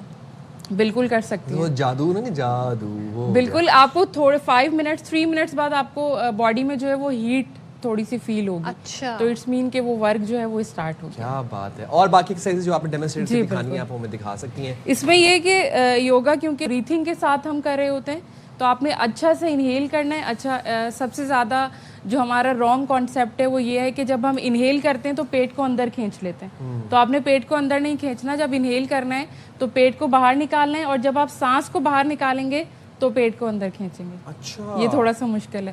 تو اس میں ہم انہیل کرتے ہیں, ٹمی کو پورا آؤٹ کریں گے, اور ایکسیل کرتے ہوئے ٹمی کو اسٹریچ کرتے ہوئے ہم نیچے جائیں گے. دین ہولڈ. اپنی ٹوز کو آپ نے ٹچ کرنا ہے. ٹوز کو آپ نے ٹچ کرنا ہے, اور جو آپ کی فنگرز ہیں ان سے آپ نے اپنے ٹوز کی فنگرز کو پریس رکھنا ہے. یہاں پر آپ نے اس کو 30 سیکنڈ ہولڈ کرنا ہے. 30 سیکنڈ ہولڈ کرنے کے بعد یہ ہمارا اوور آل باڈی کا, اس سے ہمارا ٹمی بھی کم ہو جاتا ہے. سیکنڈلی اگر آپ کو سائڈس فیٹ کے لیے کرنا ہے, ہر پوسچر کو آپ نے 30 سیکنڈ پہ 6 ٹائمز ریپیٹ کرنا ہے. سائڈ کے لیے اگر آپ نے کرنا ہے تو آپ یہ والا اسٹریچ لے لیں. آپ کی باڈی آگے کی طرف ڈاؤن نہیں ہوگی, بالکل اسٹریٹ رہے گی. دین اسٹریچ اینڈ 30 سیکنڈ ہولڈ. ٹھیک ہے. ادر سائڈ, دوسری سائڈ. ٹھیک ہے. یس, اینڈ ریلیکس. یہ ہماری فل باڈی کی ایکسرسائزز ہیں جو کہ ڈیلی بیسس پہ ہم کر سکتے ہیں. پلس میں یہ ہے کہ آپ نے اپنے ہینڈس کو اسٹریٹ رکھنا ہے اور باڈی کو آگے کی طرف آپ موو کریں گے. یہ آپ کے بیک پین کو بھی ریلیف دے گی. سیکنڈ بیک اسٹریٹ رہنی چاہیے. اس میں جو ہے ہمیں نیز اسٹریٹ رکھنا ہے. نیز اسٹریٹ رکھنا ہے. اگر آپ نیز کو فولڈ کر لیتے ہیں تو جو آپ کا باڈی کا اسٹریچ ہے وہ ختم ہو جاتا ہے. اس کو آپ نے اسٹریچ کرتے ہوئے آگے جانا ہے. یہ آپ کے بیک پین میں بھی ریلیف دے گا. آپ کی کاوز, تھائز اور جتنا بھی بیک آپ کا فیٹ ہے وہ تمام کو اسٹریچ کرے گا اور ریڈیوس کرے گا. سمپلی بہت زیادہ اوبیسٹی کا ایشو ہے تو پھر آپ نے تھوڑا سا لائٹلی وارم اپ کرنا ہے تاکہ آپ کی اوور آل باڈی ٹون ہو جائے. اچھا, یہ ہم نے کتنی دیر, یہ بھی 30 سیکنڈز کرنا ہے؟ یہ بھی 30 سیکنڈ سے ہم نے اسٹارٹ کرنا ہے اور پھر اس کو ہم انکریز کر سکتے ہیں. 1 2 3 4. یہ بھی ہماری اوور آل باڈی کے لیے. بٹ بریتھنگ کے ساتھ جو ہم ایکسرسائزز کر رہے تھے وہ یوگا میں کاؤنٹ ہوں گی. یہ ایکسرسائز اگر آپ کرتے ہیں تو یہ آپ کا نارملی ورک آؤٹ ہے. اس کے ساتھ اس کو آپ پہلے کر لیں اور بعد میں اسٹریچنگ کی ایکسرسائزز یا یوگا کی ایکسرسائزز کر لیں. या पहले योगा की एक्सरसाइज करने के बाद आप बाकी फ्लोर वर्कआउट्स कर सकते हैं। अच्छा, जबरदस्त जबरदस्त, वेरी नाइसली क्या बात है। तो ये इस सारे प्रोसेस में आपने अपनी ब्रीदिंग का बड़ा ख्याल रखना है, ब्रीथिंग पे हमारा फोकस होना चाहिए। और सेकेंडली एक्सरसाइज योगा में बहुत ज़्यादा ज़रूरी है कि अगर आप मैट पे मौजूद हैं तो आप मेंटली और फिजिकली भी मैट पे ही मौजूद हों। अगर आप मेंटली डाइवर्ट अपने माइंड को कहीं करके एक्सरसाइज या योगा ब्रीथिंग्स करेंगे, आपका फोकस नहीं होगा तो आपका वर्कआउट प्रॉपर नहीं होगा, आपकी बॉडी रिजल्ट्स नहीं मोबाइल फोन को एरोप्लेन मोड पे डाल दें। बिल्कुल, सब चीज़ों को एरोप्लेन मोड पे डाल दें। और अगर डिस्ट्रैक्ट हो माइंड, भाई किसी ने मुझसे इतने उधार लिए थे, फला ने मुझे ये जुमला कहा था 2 साल पहले, उसका क्या करें? देखें, बेसिकली होता ये कि योगा जो है वो कनेक्शन है आपकी माइंड, बॉडी और सोल का है। अगर आप इससे कनेक्ट होके नहीं करेंगे तो ये इफेक्ट्स नहीं थे। डॉक्टर आयशा, हमने सुना है कि एंजाइटी और जिनको थोड़ा पैनिक अटैक्स का इशू होता है उसमें भी योगा हेल्प करता है, तो उसमें ब्रीथिंग एक्सरसाइजेस कैसे की जाए, वो भी बताएं। उसमें देखें, अगर बहुत ज़्यादा एंजाइटी और डिप्रेशन का इशू आ रहा है, उसमें ब्रीथिंग एक्सरसाइज ये होगी कि आपने राइट नॉस्ट्रल से इनहेल करना है। जितनी देर आप सांस को इनहेल कर सकते हैं, सांस को खींच सकते हैं, और फिर आपने लेफ्ट नॉस्ट्रल से एक्सहेल कर देना है। तो जिनकी चलती है एक नॉस्ट्रल है, मतलब मेरी तो राइट ही चलती है, लेफ्ट नहीं चलती मेरी, फिर आपको एस्थमा का प्रॉब्लम होगा। बेसिकली होता ये है कि दोनों नॉस्ट्रल से जब आप ब्रीथिंग करते हैं तो आपका इंटरनल ऑर्गन्स को प्रॉपरली ऑक्सीजन पहुंचती है। जब ऑक्सीजन हमारे इंटरनल ऑर्गन्स में प्रॉपर पहुंच रही होती है तो एंजाइटी डिप्रेशन का लेवल हमारा स्लो। आयशा, आप आ जाए दोबारा से। अच्छा, मुझे आप ऐसे, ये बड़ी स्केरी बात है, मुझे तो इस लेफ्ट साइड से कभी सांस आया ही नहीं। क्यों नहीं आया? साइनस तो फिर बिल्कुल, आपको मैंने कहा ना, एस्थमा या फिर साइनस का इशू। तो अगर आपको एंशियस फील आप कर रहे हैं, आपको एंजाइटी अटैक खुदा ना खास्ता आ रहा है, तो आपको राइट नॉस्ट्रल से ब्रीथ करना चाहिए। बेसिकली देखें, हमें माइंड डाइवर्ट करना होता है, तो ब्रीथिंग एक बेस्ट एक्सरसाइज होती है। सेकेंडली होता है ये कि ब्रीथ जब हम करते हैं तो हमारे इंटरनल ऑर्गन्स को प्रॉपर ऑक्सीजन मिलती है, उससे जो हमारा सेल डेड हो रहा होता है एंजाइटी डिप्रेशन की वजह से वो। और ये वाला ऐसे था भाई, ऐसे था। इवन के लोग ये कहते हैं, यूं मत कीजिएगा वरना वेट गेन होगा। नहीं, ये बड़ी इंटरेस्टिंग चीज है, मैं तो अब ऐसे ही शो में बैठी रहूंगी। हमारी बॉडी के जितने भी प्रेशर पॉइंट्स हैं वो हमारी हैंड और फिट के फिंगर्स में होते हैं। इससे हम लोग किडनीज का भी ट्रीटमेंट कर रहे होते हैं एज अ योगा थेरेपिस्ट, और बहुत सारी थेरेपीज जो हैं वो हम प्रेशर पॉइंट के थ्रू करते हैं। ठीक है Ayesha, thank you so much, बहुत ज़बरदस्त आपने हमारे साथ मालूमात शेयर की हैं। और देखें, छोटी छोटी एक्सरसाइज है लेकिन इतना कमाल काम करती हैं, तो इनको अगर आप अपनी रूटीन का हिस्सा बना लें तो बहुत कुछ हो सकता है। जिन्हें वेट लॉस करना है तो उनके लिए ज़रूरी है कि आपने थोड़ा सा एक्सरसाइज भी करनी है, उसके साथ आप योगा को इनकॉर्पोरेट करें। जहाँ पर हम एक्सरसाइज की बात कर रहे हैं और सेहत की बात कर रहे हैं, वहाँ पर सर्दियों में आपको ये बता दें कि शहद की डिमांड बहुत बढ़ जाती है, और इन दिनों शहदादपुर में खालिस शहद एक नफ़ा बख्श कारोबार बना हुआ है। तो इस हवाले से हमारे नुमाइंदे ने एक रिपोर्ट तैयार की है। इलियास अंजुम की रिपोर्ट देखिए आप भी और हम भी। शहद की पैदावार के लिए हनी फार्मिंग बेहतरीन नफा बख्श कारोबार है। शहद की मक्खियों को लकड़ी के डब्बों में डालकर फूलदार फसलों के करीब रखा जाता है, जिनका रस हासिल करके मक्खियाँ शहद पैदा करती हैं। असल में ये मक्खी जो हमने इधर लाया, ये बच्चे के लिए लेके आया है, सिंध में सरसों के लिए। इसमें जो है ना बच्चे ज्यादा होते हैं, और साथ में मक्खी जो है ना बढ़ के जो है ना और सरसों का शहद भी लेके आता है। हुकूमत इसको सपोर्ट बहुत जरूरी है, लेकिन हमारा मुल्क में इसका कोई सपोर्ट नहीं है। फार्मर का दावा है ये मुकम्मल खालिस शहद है, लेकिन बेरी के शहद की बैरून मुल्क भी बहुत मांग है। ये बेर का शहद जो है ना ये बहुत महंगा होता है और सारा बाहर मुल्कों में जाता है। अल्हम्दुलिल्लाह पेशावर में इसका बहुत बड़ा मंडी है, उधर एक एक व्यापारी जो है ना करोड़ों रुपए का माल लेता है। मुल्क भर में शहद की जरूरियात को पूरा करने के लिए इस तरह की फार्मिंग की हौसला अफजाई करना इंतहाई जरूरी है। कैमरा टीम के हमरा इलियास अंजम, ARY न्यूज, सांगड़। क्या बात है जनाब, और इसी के साथ अब आपसे इजाजत चाहने का वक्त आ गया। अपना बहुत सारा अपने ख्याल रखना है। अल्लाह हाफिज, पाकिस्तान जिंदाबाद।